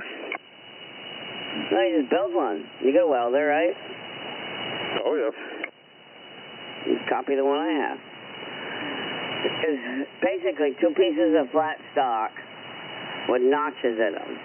And you put the notch on the round rung and the hook on the top on the other rung, and you pull down, and it pops the leg. Oh, Roger. That sounds a whole lot easier than fucking bottle jacks and 2x4s. Oh yeah, it is. When they've been sitting for a while, you know, they're hard to get apart like that, but yeah, you just get an oomph on one side, and then you can do oomph on the other, and whatever, whichever one's wedging up, and once it gets popped, somebody's down there with the yanking on the rope, and away she goes, up 2nd floor, ladies' lingerie, and back down to the ground. But yeah, I know exactly what you're saying. Setting the bottle jack in there, jacking on it, moving it from side to side, huge pain in the ass. I can't believe when I took the tower down at my old house, I just had my wife on the ground pulling on the rope with the gin pole just to give a little upward pressure, and I gave it a tappy tap tap with the old rubber mallet, and the sections came free, and that tower was probably up for close to 20 years. Let me think. No, 15 years. Did you grease the sections when you did it 20 years ago or not? No, I didn't. I just sat. I couldn't believe it. I had all the stuff, like I was going to do the bottle jack, and I just told her, I said, just put some tension on the rope, and she put a little tension, and I just kept tapping it with a rubber mallet, and they came free like nothing. I was shocked. Yeah, good straight section. When they tweak, that's when the problem happens. I've had several of them go to take them apart, and the bolts have sheared off over the years. I'm like, oh, that's never a good sign.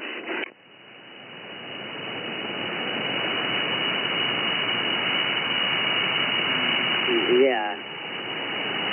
But if they sheared off, you should be able to get it out with a awl. Oh yeah. Usually it just it's not even that.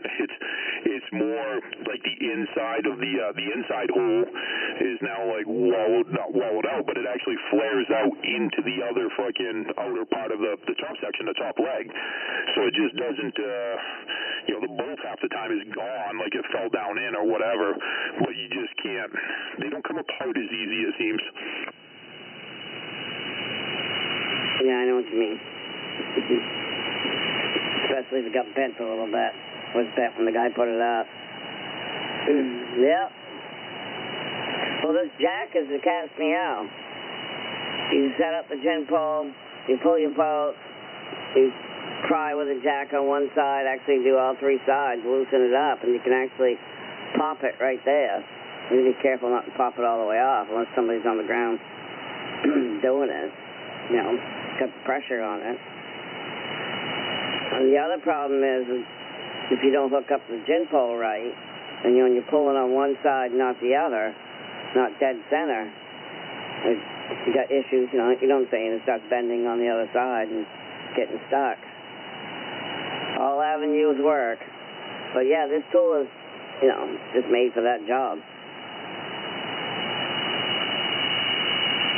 Nice. I'll have to look into one and see how it's built and, yeah, build one. You guys doubled. See how they're built and build one for sure. How do you mount your gin pole? U-bolt? Yep, that's what I was using. It wasn't an aluminum pipe. It was a pretty heavy piece of, you know, piping. And yeah, like I said, it wasn't awesome. There was better ways to do it, but I've used it probably a half dozen times in 30 years, and it was, you know, probably 4 times to take down towers and 2 times to erect them. Yeah, I get it. Yeah, it'd be a pain in the ass trying to hold it there, both there. You don't get the slide. On the Roan version, there's a metal plate, and it's got like a swing arm, and like a piece of angle iron. On one side, you put up against the leg, and then you close the door, and you tighten your 2 nuts. And on the outside, you got another nut with a bolt that you can slide the pipe up and down.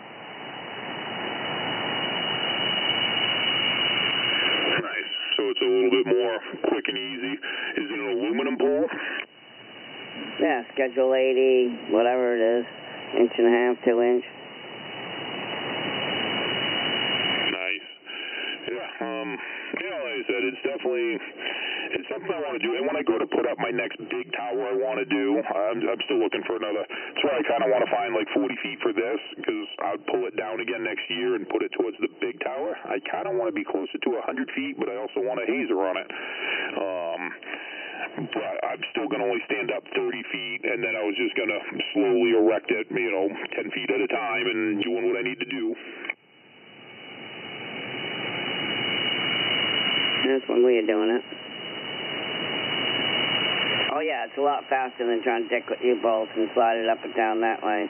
That would take forever. That would just suck.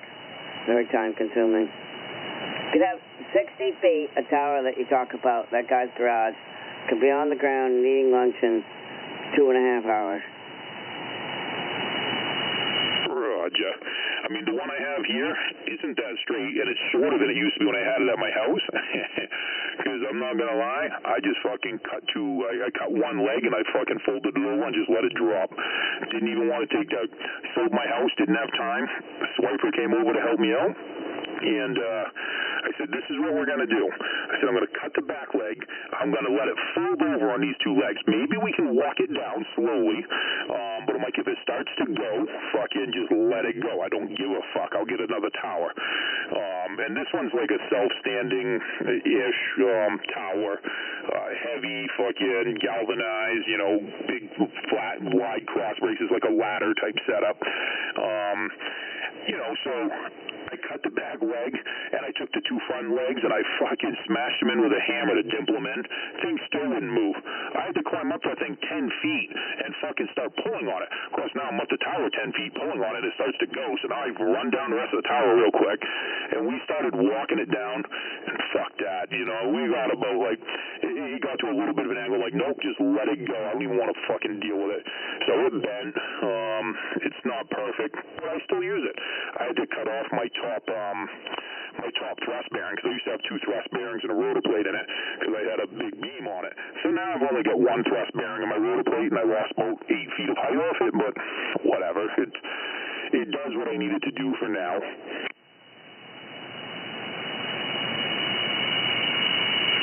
What is it, Rome 45? I'm not sure. Like I said, it's like a flat, they're flat bars that are in between it, so it's easy to climb. So it's like 2-inch flat bars that just connect all the legs.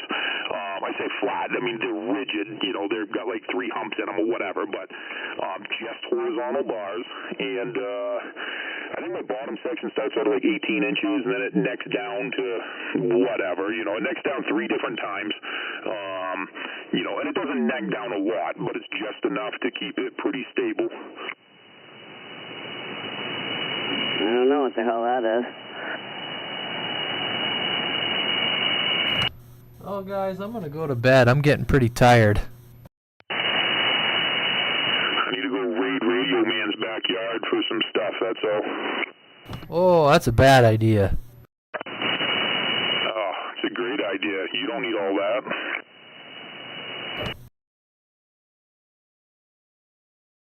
Oh, no. Let's not get rash here.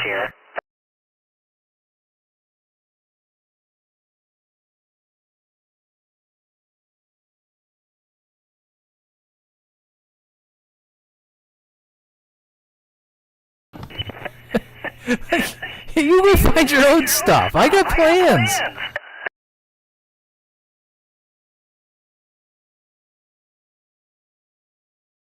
You just wait. You'll be eating your hat.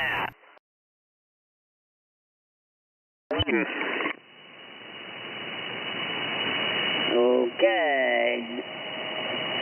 Whatever. I mean, you need 40 feet of tower?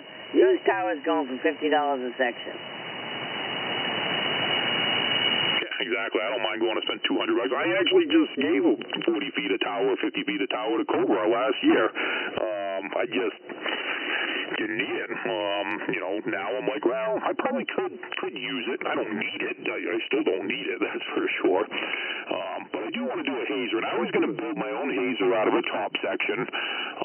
But I'm like, do I have the time and ambition to want to build a hazer or a trolley or whatever you want to call it? But I was going to build it out of a top section of tower.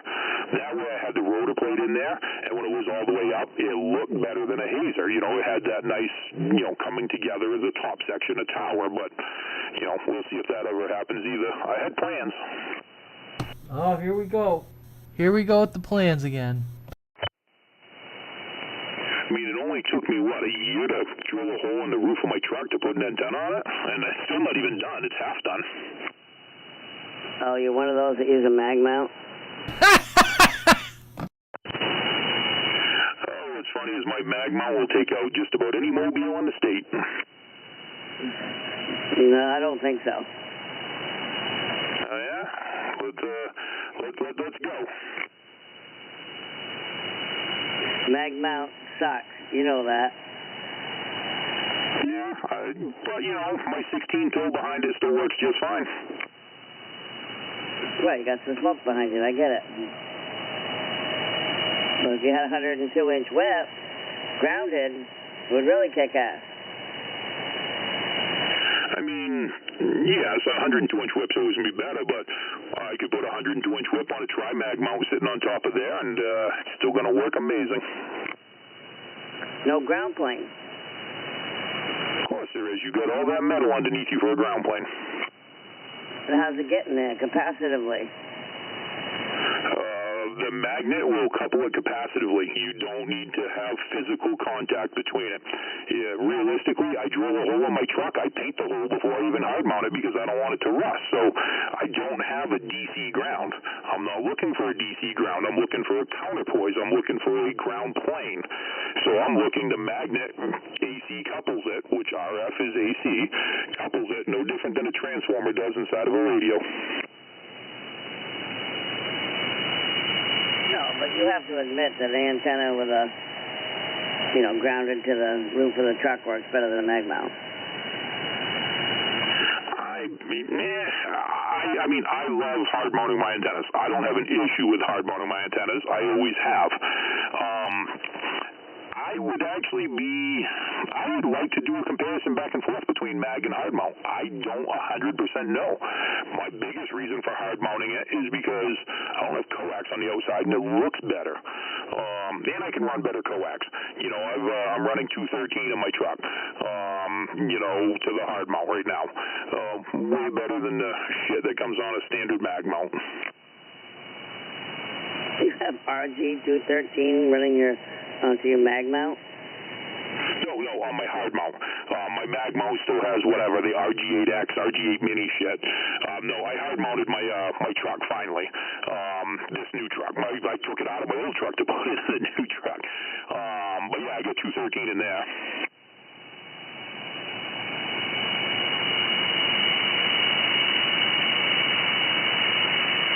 There's also multiple batteries and, two welding cable that's run all the way back to behind the rear seat for the amps. I get it. You can throw in some power so it makes up the difference of the antenna. I get it. But I don't know. I'm old school, man. The grounded antenna, I think, wins over mag mount any day. All right, so you paint the outside. That doesn't matter any. When you put the connector on the bottom, it grounds through the bottom of the roof anyways.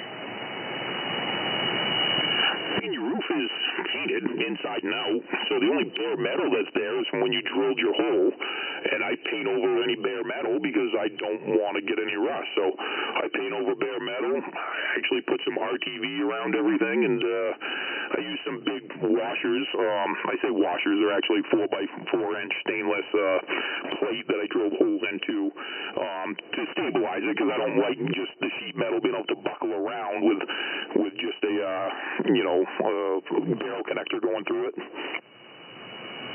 I suppose you could do the same issue or the same grounding problem by taking a piece of wire and tapping threading right through the steel that way. Realistically, it depends. Your magnet, if you got scratches in your roof, it's going to ground just as good as anything else for a DC ground. Like I said, I'm not looking to ground my antenna. You want to get technical, it goes back through your coax, and then it fucking goes through the radio, the chassis ground through the radio. There's a ground loop there anyway. I'm doing wrong.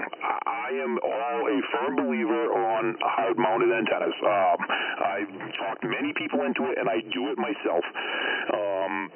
I've usually noticed maybe a little less static noise for having a little better DC ground. Like I said, as far as receive goes and as far as transmit goes, I don't know. I used to think it was better, but I'll tell you, this truck, I just put a magnet mount on it for a while until I hard mounted it, which took me almost a year. And I don't know if there was no noticeable difference for what just running it. But I wouldn't mind going and doing some antenna testing in a parking lot and undoing the hard mount and just putting a magnet mount on there and see what it does for receive and transmit while I'm sitting in a Walmart parking lot somewhere. Yeah, that'd be a good test. I don't think the difference would be significant. It'd be a little bit, though, I bet. I don't know, man. I'm old school. The antenna's got to be grounded to the frame of the truck, or the roof of the truck, or whatever. All mine are in all my trucks. Blow a hole right through the side, put the NMO mount in, and you're done. Screw the antenna on. You're right, both of you painted in the inside. These grounds anyways that way. But, tomato, you could end up with the same thing, with a piece of braid, chunk of coax off the bottom of the antenna, somehow tied to the chassis of your vehicle. It would probably do the same job. But you're right about the ground coming from the negative terminal of the power supply to the radio and then back up the coax connector to the braid, yeah. Same point, same shit.